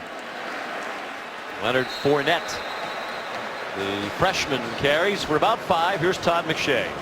Hey, Sean, it's been interesting. The last 2 times I've been over the LSU sideline, Jeff Grimes, the offensive line coach, sitting with all of these offensive linemen. They're going through what Wisconsin is doing to them pre-snap. They're shifting, and then right before the snap, they're shifting and moving again. Not a ton of confusion, just trying to figure out what exactly Wisconsin's doing so they can get their assignments right in the run game. On 2nd and 5, Jennings keeps, weaves through the defense, and has a first down into Wisconsin territory. At the 47-yard line, Derek Landish made the tackle. Well, the coaching might be paying off because now they got a little bit of movement up front and giving Jennings space to work and move. In the first play to Fournette, they created some movement, pushing back that Badger defense. Two things: the shifting, the movement before the snaps, problems with LSU's offensive line, and movements during the snap has caused problems with the LSU offensive line. Now, if they get it in control, they can establish something on the ground. Jennings goes into the gun. He's just 6 out of 16 passing. McGee got belted at the line of scrimmage by Marcus Trotter. Coaches said this would be his kind of game. He's not necessarily great in space, but he's great between the tackles. Well, right here, Herring's going to set him up. Herring's going to eat two. Number 45 is going to eat two. See him eat two right there? 77. Posick does not come off. That's what Wisconsin can do. They come off on those double teams. LSU was yet to do that. It might be because he's a first-year starter. Posick. Sophomore center from Lamont, Illinois. Back to the I formation. Leonard Fournette. Finding the running a little bit tougher than he did in high school. He rushed for almost 8,000 yards in 4 years at St. Augustine. Joe Ferguson made the tackle. He's the son of Barry Alvarez, the legendary Wisconsin football coach, and now their athletic director. Grandson. Young. What did I say? Son? Oh, grandson. Sorry. Namesake. Joe Ferguson, quarterback of the Bills. Here we go. 3rd down and 7. Under 4 minutes to go in the 3rd quarter. Jennings throws, caught, and first down. John Diarse managed to escape from a tackle that would have been very close to the first down marker. He's to the 33. That was a great job by Diarse, moving his feet as he was catching the ball, anticipating that he was going to make the catch and having to get some space after and create that extra yardage. This guy looks like a senior wide receiver. Obviously, just a young redshirt freshman at this point. His first career catch. Jennings runs after the 12-yard completion to Diarse. Marcus Trotter made the tackle. So momentum has shifted to the side of LSU, it seems. And it really started with that fake punt that resulted in the first down. The other thing, Sean, is they're going a little bit up-tempo, which seems to help them get in better rhythm.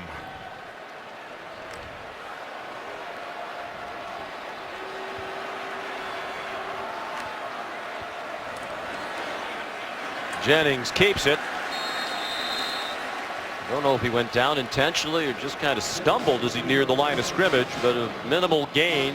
They'll mark him right on the 30-yard line. 3rd down and 7. Yeah, well, that's the second tackle the 33-yard line is made tonight. You see it right there. His foot got caught. Stumbled down. Landish was there, but Jennings is a good enough athlete to make you miss in the hole. Designed quarterback run. Jennings has the ability to be a dual threat as a runner and passer. Rushed up the middle. They had a good call, it seemed, to screen, but they couldn't execute it to Fournette. And on 4th down and 7, Les Miles has a decision to make. I think so far the offense is still standing on the field. Now here comes the field goal unit. Sean, I think Fournette was expecting a change-up, and Jennings got a little excited and threw him the fastball low and away. And it's tough to catch that one off the screen coming at you 100 miles per hour. So here's Colby Delahousie.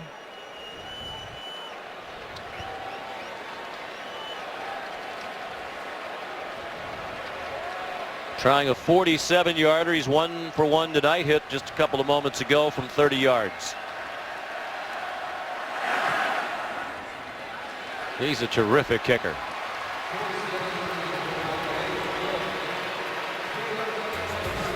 But it's still a 2-score game as the Wisconsin defense held, forced the field goal try that made it an 11-point game. Wisconsin leads now 24-13. They led moments ago 24-7. Dick's Sporting Goods kickoff week. The Advocare Texas kickoff. Second year of this game. Oklahoma State beat Mississippi State here last year. Denzel Doe back for the kickoff from Cameron Gamble.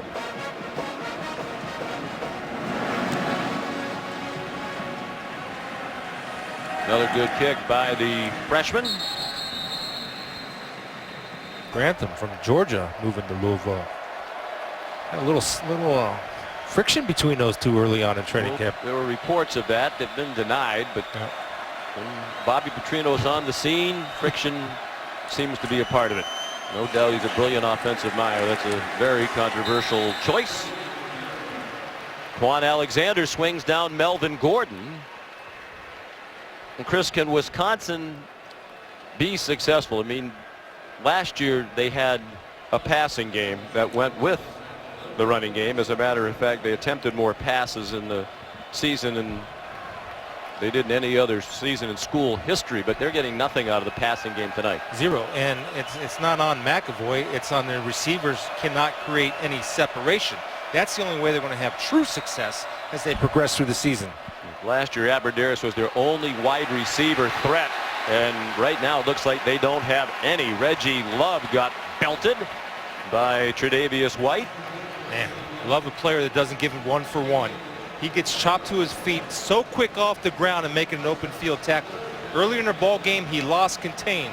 This time, he kept his responsibility, and the ball carrier bounced right to him because of the pursuit coming from inside out. Excellent. LSU crowd trying to get back into it now. The players on the sideline imploring them to make noise. They've really been out of the game since that touchdown early in this quarter by Wisconsin. McAvoy on 3rd and 8. Throws, caught, short of the first down. Jordan Frederick banged out of bounds by Dwayne Thomas. Good hit by the backup sophomore safety from New Orleans. Excellent closing speed. Frederick looked like he had the corner, but you saw the speed of Thomas come in there to get him short of the first. That's what they're built on. They can play man. So now it's Meyer who might be tiring as he's about to kick it away for the 7th time tonight. Tre'Davious White standing back at his own 20-yard line. Another lousy kick. Here's a case of the short shanks to the left. He's limping off the field. He's hurt or injured. He's not kicking the ball. 2 in a row, creating field position. Self-inflicted wounds by the punter, Meyer. Now the medical staff's going to check on him. They mark it at the 41. 26-yard punt. He's had punts at 25, 23, and 26. See if Cam Cameron comes back to the tempo. That seems to work. You got him in a little bit of rhythm. Got Jennings in a rhythm. McAvoy on the phone to the coaches as they try to find some offense. 79 yards of offense in this quarter for Wisconsin. Fournette carries on what might be the last play of the 3rd quarter. He gained 4 to the 45-yard line. And there's another injured defensive lineman. Oh no, it's Warren Herring. Already lost Conrad Zagzebski early in the game. Starting defensive lineman, and now Herring really expected to be the standout of that front 3. He's been outstanding tonight, and you do not like to see where they're going to check is that knee. He's been outstanding though, all over the field, playing a lot of plays. They don't have the luxury like the LSU to substitute 9 guys in there. He's been outstanding and a good football player. Again, thin at that position.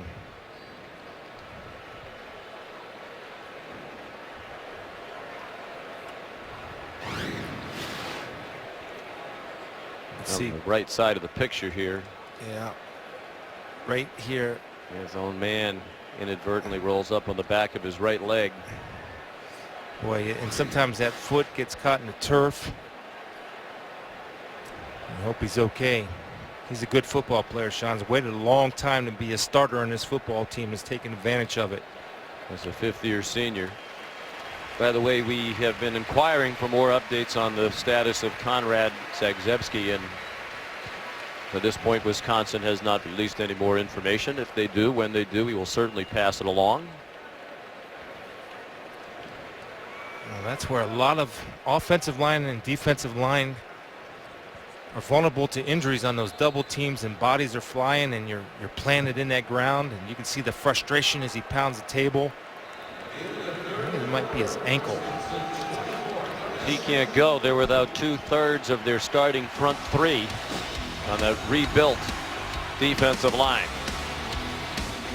Well, it feels like momentum's on the side of LSU, but Wisconsin still outscored them 7-6 in the third quarter, and Gary Anderson's team leads by 11. Advocare, Texas kickoff. LSU considered about a 5.5-point favorite starting the game. They have never led in the game. Wisconsin leads 24-13 as we begin the fourth quarter. Sean McDonough, Chris Spielman, and Todd McShay.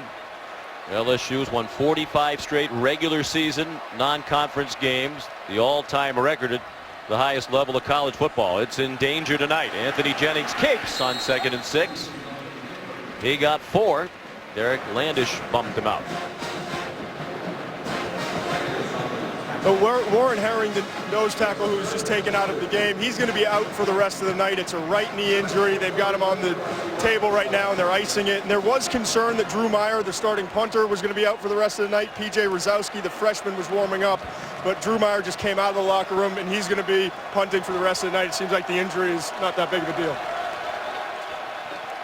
Big play here in the opening seconds of the fourth quarter. 3rd and 2. They're 2 for 12 on 3rd down after they led the nation last year 57% on 3rd down.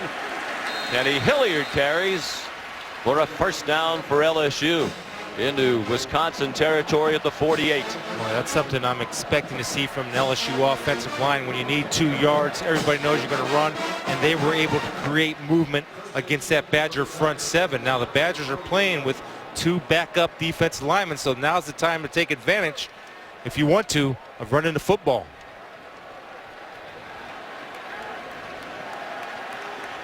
Hilliard continues.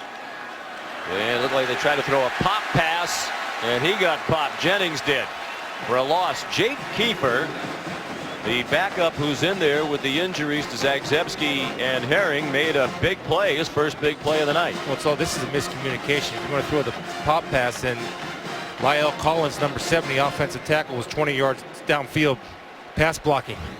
So it's not going to work because it would have been called back anyway. But I like the idea. You just got to communicate what the call is. Kiefer's a redshirt junior, didn't play at all last year after a knee injury. Jennings deep down the middle, an open receiver and a big gainer. First down, Traven Durrell. Been the big play wide receiver for Anthony Jennings tonight. Michael Caputo made the tackle at the Wisconsin 25. It does start with the protection. There's a throwing lane created, and I love the fact that he throws where the receiver is going, not where he's been. Right in stride. 27-yard gain. 151 yards receiving for Durrell and a touchdown on just 3 catches. He had 7 catches all of last year, but he's the leading returning wide receiver. Aaron pitch, and Fournette taken down for a big loss. Back to the 36-yard line. Lost 11. And they had a play too now. They had a little bit of a play. Right here it's going to be one-on-one outside, and it looked to me if the pitch was on target, Fournette had the angle on Beagle, and with his great speed he might have beat him to the edge. Lack of execution of fundamentals under pressure that time. Looked like it was catchable, but Fournette might have had one eye on the defense as well. Certainly wasn't perfectly placed by Anthony Jennings. 2nd and 21, 12.5 to go. Still a 2-score game. Wisconsin leading by 11. Jennings, single coverage, far side, and incomplete. Trey Quinn looked like a veteran, the freshman receiver, using his hands to try to get some clearance from Darius Hillary, who held his ground. Well, they rave about the intelligence of Trey Quinn, true freshman, plays all 3 wide receiver positions, does a good job of trying to come back. But a great play by Darius Hillary of attacking the hands, not worrying about going after the ball, but attacking the hands of the intended receiver. 3rd down and 21. They are on the edge of field goal range, and a field goal would get them within 1 score. Jennings, complete. John Diar's picks up the 1st down and has a touchdown.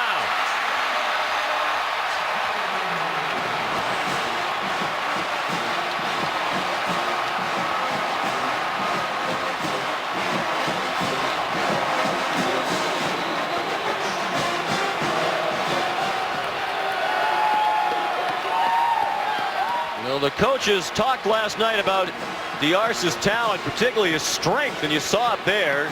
He would have been a contributor last year as a true freshman had he not gotten hurt. Les Miles is going to go for 2 here, try to get within a field goal with 12:08 to go. He wants the ball on the left hash mark. Right now they still have it in the middle of the field. He's still out there. Left hash. They're not paying any attention to him.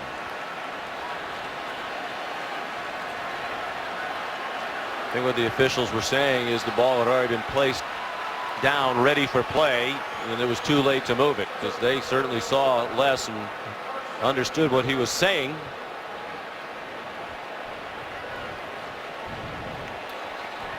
They have to burn a timeout. Boy, you're seeing the confidence of Jennings go on the last 2 passes. Right here's a frozen rope. The ball's delivered right when Diar's turns around. Then you see the power and the strength and the ability to do damage with run after catch. But it's on target and in stride, Sean, which allows time for the receivers to work. And he turns into a running back once he gets the ball. He was a understudy of Jarvis Landry. Took a lot of Jarvis's work habits, put them into his work habits, and made them his own. Good guy to study under. Landry had 77 catches last year. Beckham at 59. They both were over 1,000 yards receiving. Finally, some big plays for LSU. Passes of 27 and 36 on that 8-play drive that went 59 yards. Now they will, after the timeout, get the ball moved to the left hash mark for their 2-point play.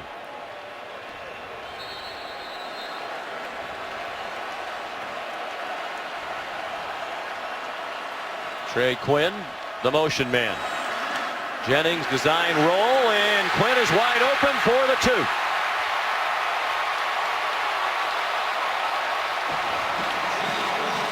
"14 unanswered points by LSU.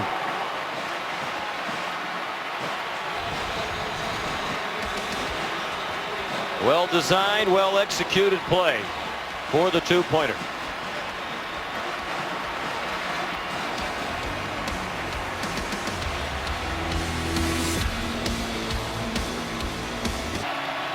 Well, after scoring on 1 of 9 possessions in the first half, LSU has scored on its last 3 drives. Drive number 1 kept going on the fake punt called by Les Miles and executed by his team. 2 field goals and now a touchdown and a 2-point conversion. Cameron Gamble kicks off, and that goes out of bounds.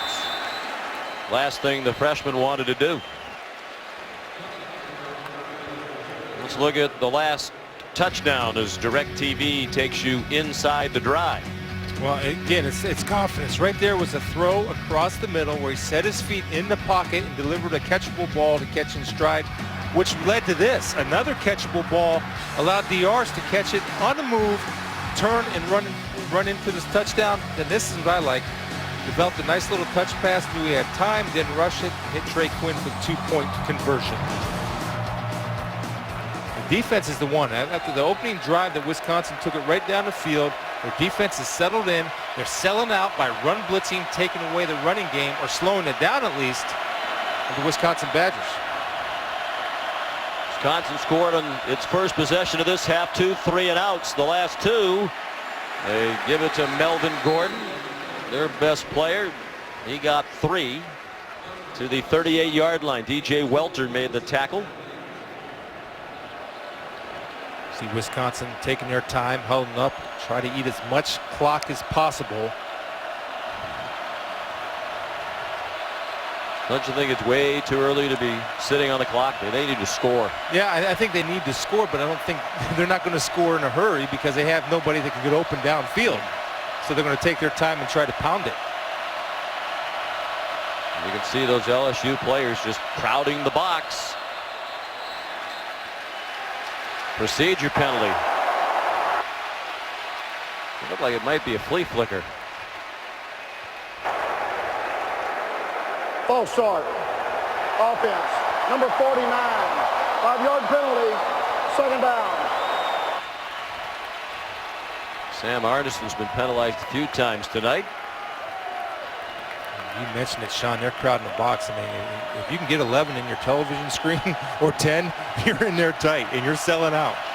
And the reason why they can do that is because athletically they're superior to the Wisconsin skill. They have inexperienced, unproven wide receivers trying to make a play against an excellent secondary. McAvoy down the seam, and it's intercepted by Jalen Mills.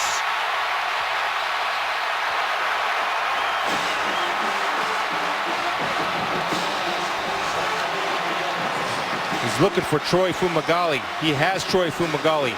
The problem is Jalen Mills is coming from the inside. As McAvoy matures into a quarterback, he's going to make a back shoulder throw on this one. See that? He throws it right into the safety. If he throws to the back shoulder, they're in good shape. He threw to the front shoulder. Jalen Mills, on his excellent cover and closing skills, is able to come up with a big play for Les Miles and the Tigers. 6th career interception for the junior from DeSoto, Texas. First turnover committed by the Badgers. McAvoy 7 out of 18 for 41 yards in the interception in his first start. Right up the middle, Kenny Hilliard to the Wisconsin 35, and it's all LSU right now with under 11 minutes to go. Well, they got that young defensive line in there. A good job of sustaining blocks, and Kenny Hilliard does not have to make a cut. He gets the ball and runs straight ahead, north and south.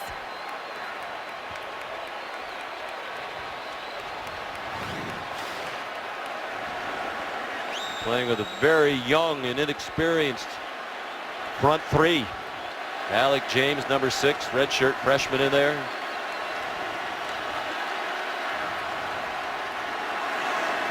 Anthony Jennings out of the gun on 1st and 10. Hilliard again, another big hole. Well, you can see the impact, Chris, of the loss of Zagzebski and Herring. Gary Anderson said one of my biggest concerns is the lack of depth up front on defense. Obashi in there now. He's a redshirt freshman. Well, I think Coach Aranda's making a mistake because he has his nickel defense in there. He has his nickel linebacker Trotter in there, number 43. He has young pass rushers in there that are slim, not very heavy, and what you're seeing is Cam Cameron's countering by going to the running game against the nickel defense. That's a problem. It's going to be a problem.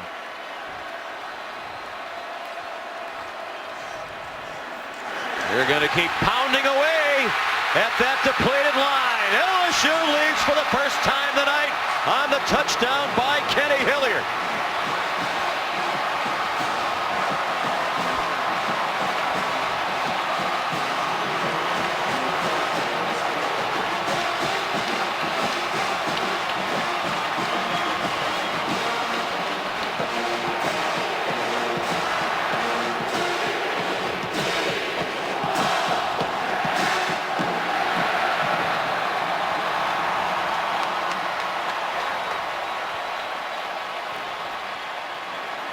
Colby Delahousie for a 4-point lead, a big extra point here.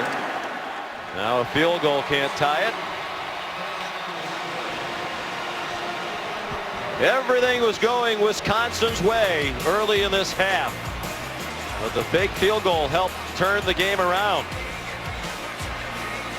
3 plays, all on the ground. Go 53 yards after the interception. Texas, the Advocare Texas kickoff game. Wisconsin led 24-7. 21 unanswered points for LSU. They lead for the first time tonight. Cameron Gamble crushes one through the back of the end zone. Sean, this is a great counter move by Cam Cameron, the offensive coordinator. When they go 3 wide receivers, Wisconsin only has 2 defensive linemen in the game. They're taking Trotter out, replace him with another Trotter who's the nickel backer. So this creates too many spaces. You have a hat on a hat, and I'm telling you right now, Kenny Hilliard, nobody would have got him if they were playing two-hand touch. That is an excellent adjustment by Cam Cameron, dictating the personnel that he wants on the field for Wisconsin's defense. He's a terrific offensive coordinator, his second year at LSU after a long run in the NFL, including a brief stint as head coach of the Miami Dolphins. School record in yards per game in his first year last year at LSU. Clement. 3-yard gain for Corey Clement. Upended by Lamar Lewis. 9.5 minutes to go. A couple of 3-and-outs and then a turnover the last 3 possessions for Wisconsin, which has passed for just 41 yards. Last year, at least they had one wide receiver who could make a play, Jared Abbrederis. Tonight, none of these new guys who are getting a chance to play have demonstrated the ability to be a dependable, consistent weapon for Tanner McAvoy. Does raise the question, though, would you think about going to Joel Stabby, who was their starter last year, passed for 2,400 yards, nearly 2,500, 22 touchdowns. Clement again. I'm with you. We talked about during the break, because I don't think it's a lot you can put on McAvoy. I mean, every time he throws a pass tonight, it's to somebody who is blanketed in coverage and not the least bit open. There's Stabby on the sideline. And Stabby, Sean, I mean, we watched him in warm-ups. He struggled in warm-ups. He was throwing knuckleballs. Yeah, he didn't look right to me. And the only bad pass that McAvoy made was the last interception, where he should have thrown a back shoulder fade, but he threw it right into the coverage with Mills coming over the top. Coaches think his shoulder still hurt. He injured it in the bowl game last year. 3rd down and 4. Can they silence this crowd? Clement picks up a much-needed first down for Wisconsin. Chopped down by Jalen Collins at the 36. First down, Badgers, 8:10 to go, and Collins limps off. 5-yard gain. It's a heck of a play by Collins right there. I'm going to tell you why, because they were in man coverage, and if he would have got away from Collins, he's running down the sidelines. Tried to get off, and then after limping in pain, decided he wasn't going to make it off. We talked about the lack of playmakers at wide receiver, which certainly makes it tough for the Wisconsin offensive coaches and for Tanner McAvoy. But you do have perhaps the best running back in the country, and Melvin Gordon has carried twice this half. Yeah, they decided to go with Clement, and I'm with you. I trust Todd McShay. Todd McShay has Melvin Gordon. You see, he caught him with his leg, almost a leg whip. Yeah, that's what you get when you tackle. Yeah, you stick your knee out like that. That's one of the reasons why it's against the rules. Todd trip somebody. Yeah, and you're exactly right. And I'm going back to Todd. I mean, Todd is an excellent evaluator of talent, and if he has the #1 running back in the country, then maybe he should be getting the touches. Now, Clement is a good player, and he made a heck of a first down right there. But, you know, you're going to go back to the film, and this is what coaches think about. They go crazy. Man, what if Melvin would have had that ball? Can he make that guy miss an open field? So it's a feel thing. You got to go by feel. I mean, it's action that's so limited, it almost makes you wonder if there's something wrong with him. He's standing over there with his helmet tilted back. Collins now walking off.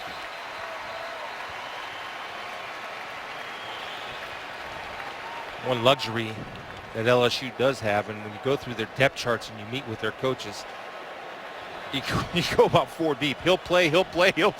He's great. He's good. He's beautiful. Yeah, they're young. Les Miles said last night it's the youngest team that he's had, but they just reload this freshman class, the #2 rated recruiting class in the country. Recruiting class, he said. 8 minutes to go. Play fake. Alexander puts pressure on McAvoy. Man open in the flat. It's Austin Traylor, the junior from Columbus, Ohio, with his first catch of the night. He's one of their tight ends. Good for a 9-yard gain. Good play call by Andy Ludwig, the offensive coordinator, getting McAvoy out in space, giving him one read and an easy throw to make. He does throw the ball well on the run, which will be part of their offense as they progress into the season.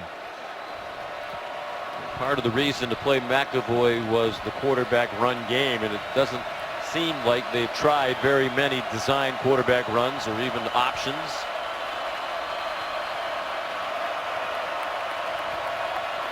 Second and 1. First down, Clement again.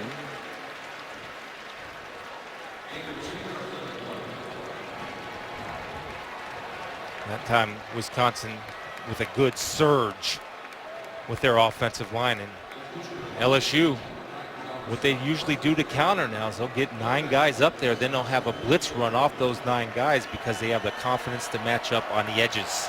See big number 57, Levon Godshaw. He's a true freshman playing in his first game. The coaches think he's going to be a star. As Miles said last night, I think he's Glenn Dorsey, one of the great players in LSU history.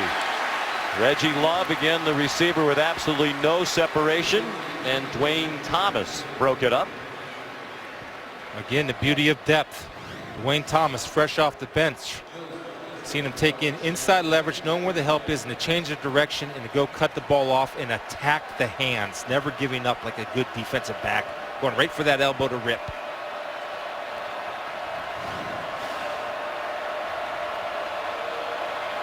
Good throw by McAvoy, by the way.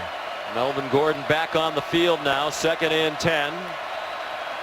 Pistol look here with McAvoy taking the snap. They bring pressure. He throws it up for grabs, incomplete. The general direction of Kenzel Doe. Melvin Gordon wants to make a note to the NFL scouts. I can pass protect. Right there, he did a great job of knocking down Jamal Adams, number 33. Take a look right here. There's pass protection. Now McAvoy didn't trust him because he threw off his back foot and almost threw the pick. 3rd down and 10.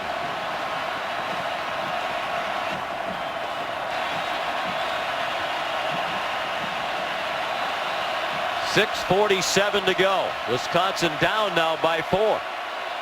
Pressure off the corner. McAvoy intercepted by Ronald Martin, who gets away from Reggie Love and is forced out by Sam Arneson on the far sideline. The same problem that McAvoy and Love have been having all night. They're not on the same page. McAvoy's throwing to point B. Love is running to point A. And a little bit of panic right here in McAvoy. Why? Because he's throwing the fadeaway. He's throwing off of his back foot. The ball sails high. Here's Love. He's going to come down here, try to run a corner. McAvoy thinks he's going to be deeper. The safety's over the top. And you have to throw it to the outside shoulder with the safety coming from the inside. Todd? Yeah, I thought it was interesting, too. Jalen Mills, the safety who used to play corner, who had the interception a little bit earlier in the game, was the one who got pressure on the quarterback there and forced him to put the ball up a little bit early and led to the interception. So he's having a big 4th quarter.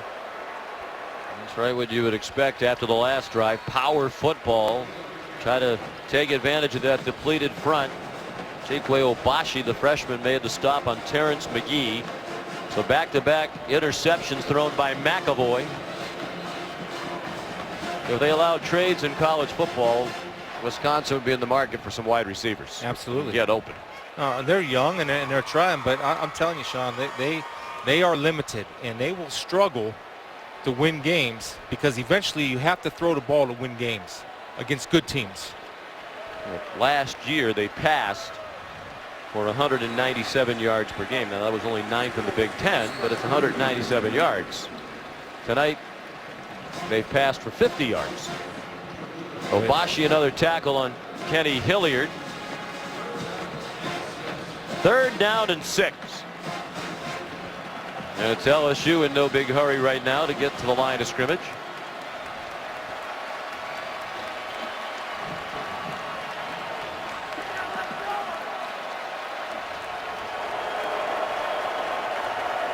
He's liked the arse, number 9.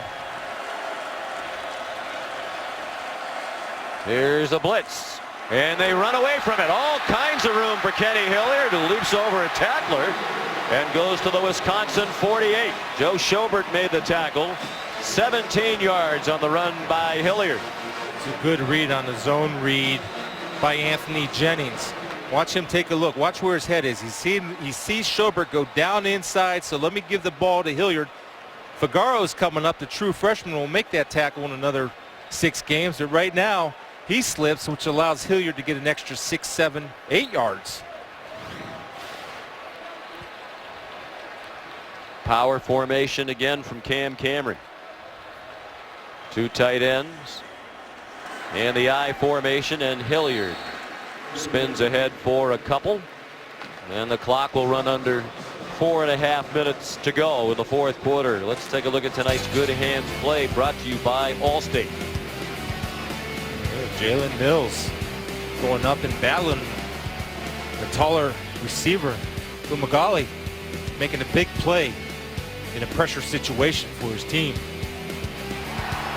The young man whose status for this season was unknown during the summertime, involved in an off-field episode, charged with an assault of a woman.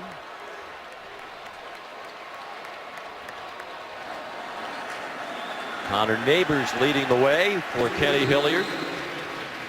Cam Cameron said when he got to LSU a year ago, the first guy he noticed was Connor Neighbors, the fullback. Tremendous feat for a big fullback. And he said there aren't a lot of fullbacks in the NFL anymore, but Connor Neighbors is going to be one. Yeah, he has good hands too, and that's what Cam was talking about. And I want to go back, and what a great hire it was by Les Miles to bring a pro-style coordinator in, which is hard to find in college football. And he goes to the NFL when Cam had the opportunity to come to LSU. They had been together years ago at Michigan. Movement but no contact. Big 3rd down and 3 here. Jennings the pitch. Fournette in trouble and gang tackled back at the 45. Huge play by Joe Schobert. He blew it up and then had some help. They lose 4. And now Les Miles with the decision to make. Think if I were Gary Anderson, I'd be thinking about one of my timeouts here. Yeah, right now they let a lot of clock go. Use them. You have all 3 of them. Yep. It's easier to stop the clock when you're on offense. LSU might take it all the way down and take the penalty. You see all the Wisconsin coaches, everybody's waving their hands, the safe signal. That's because they're weary, and that's what Les does to a coaching staff, because he's liable to fake it at any time, at any point, in any game. We're back to that Delay big of game. punt. Kicking team, number 38. 5-yard penalty, 4th down. They were down 24-7. Everything going against them, about to punt it away. They faked the punt on 4th and 2, got it by 2 yards, went down and kicked the field goal. And the game has not been the same since. Everything was going Wisconsin's way prior to that. Everything's gone for LSU since. Well, you had the Les Miles' first game at LSU where he faked the punt out of the end zone, right? You were telling me that earlier today. Out at Arizona State. Game that got moved to Tempe early in the game, deep in his own end, faked one. I said, well, here's a guy who's not afraid. New constituency of LSU fans trying to impress. Kenzel Doe makes the fair catch on the punt by Jamie Keene. 39 yards on the punt. One last try for Wisconsin. 1st and 10, Wisconsin. 90 yards to go to take the lead. All 3 timeouts. 2:23 for Tanner McAvoy in his first collegiate start at quarterback. Option pitch to Gordon, and he's belted out of bounds by Quan Alexander. And they don't even give him out of bounds. They wind the clock, do the officials, after a 2-yard loss. I'll tell you, Quan Alexander's done a good job this second half. Merritt's misses him on a chop block because of the speed of Alexander. You have nothing. I'm not sure the Badgers realized the clock was still running. They went back to huddle, and all of a sudden they got out of the huddle in a hurry. 2nd and 12, low snap. McAvoy back into the end zone.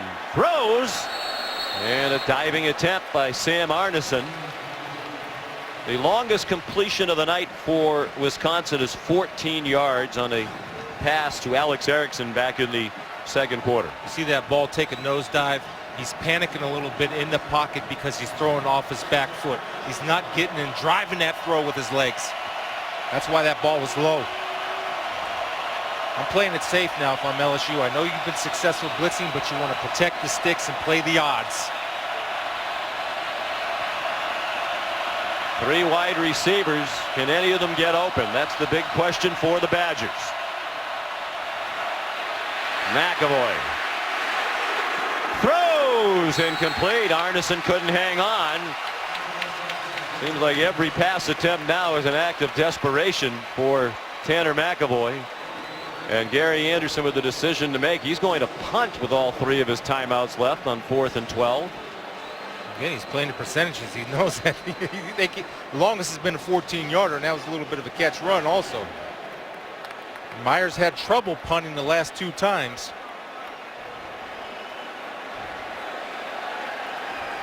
Nobody back deep for LSU.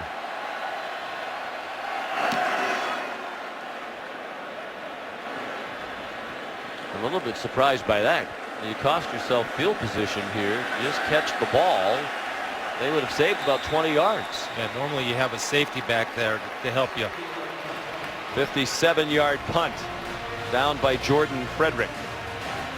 1:26 to go. And Gary Anderson turned around on 1st and 10 for LSU. Kenny Hilliard, a big 7-yard gain. Wisconsin uses its first timeout, leaving them with 2, but now just 3 yards to go for a first down. And you would think, Chris, in this situation, 1 first down should put it away for LSU. And be a ball game. And what a great job by John Chavis and that defense to make the adjustments, realizing that Wisconsin is ineffective throwing the football, selling out on the run to stop the run. And they did stop the run against Wisconsin the second half. And Anthony Jennings answered the bell. Came out, played under pressure, played well, and delivered strikes that created scoring opportunities for the Tigers. And you have to give Les Miles credit. There's John Chavis, the outstanding defensive coordinator. But his boss helped turn the game around. Typical Les into the bag of tricks. Yep. Take punt. And the game turned and has never turned back. They're riding Kenny Hilliard. Talked about sometimes you just need to ride the hot hand. That's what Cam Cameron said last night. Hilliard, 88 rushing yards in this quarter, and he's up to 105 for the game. It's good for him. He put his time in. Senior. Tough. And the offensive line settled in too, Sean. They've been able to create some holes. And they've been helped by some Wisconsin injuries up front. No doubt. That's a big stop by Wisconsin there. It'll set up 3rd down at about 3. It was 17-7 Wisconsin. At the half, they scored in their first possession to make it 24-7. And it looked like LSU was going to punt down by 17. The fake punt on 4th down and 2. Little linebacker Kendall Beckwith took the short snap. I've always said when you need 2 tough yards, give it to the middle linebacker. Oh, jeez. Have you always said that? By the way, if it stays this way, it would be the 22nd time in Les Miles' 9+ years that LSU has rallied from a 4th quarter deficit to win. You know what I think he's excited about is Anthony Jennings. And Anthony started slow, real slow. And he came on and showed a lot of poise in the second half and delivered some strikes and long footballs. Then they got to the intermediate routes and he was able to deliver those, and he's only going to grow from this experience. And to get a comeback win, that gets his teammates believing in Anthony Jennings, and that's as important as anything. Ginormous play here. If they pick up the first down, it's ball game over. If they don't, there's a chance for Wisconsin, and Hilliard lunged for the first down. So LSU is going to extend its FBS record regular season non-conference winning streak to 46 games. And for a lot of the night, it looked like that streak was going to end tonight. The Badger fans can't believe it. They were up 24-7 looking at an LSU punt. It turned out to be a fake. And now the Badgers are going to see their streak of 16 consecutive season opening wins end. The 3rd longest such streak in college football.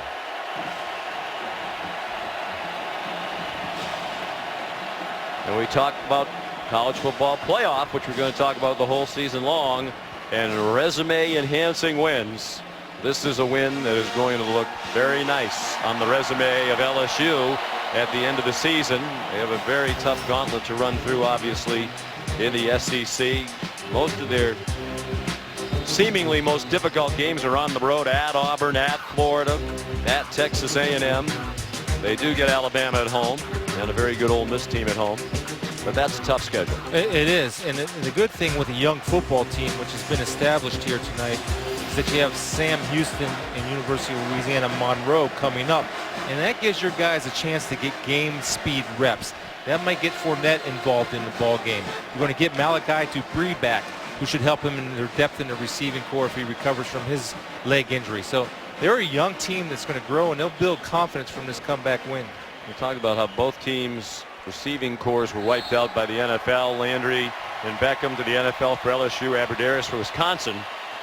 But LSU has guys who are ready to step in. Durrell made some huge plays tonight. Looks like Quinn and Diarse are going to be weapons where you just wonder where Wisconsin's going to turn out wide to make plays in the receiving game. They're hoping they have some freshmen who are going to come along quickly, but none of them were a factor tonight. You know, the loss of Pedersen last year, also the fine receiving tight end that Wisconsin also normally has.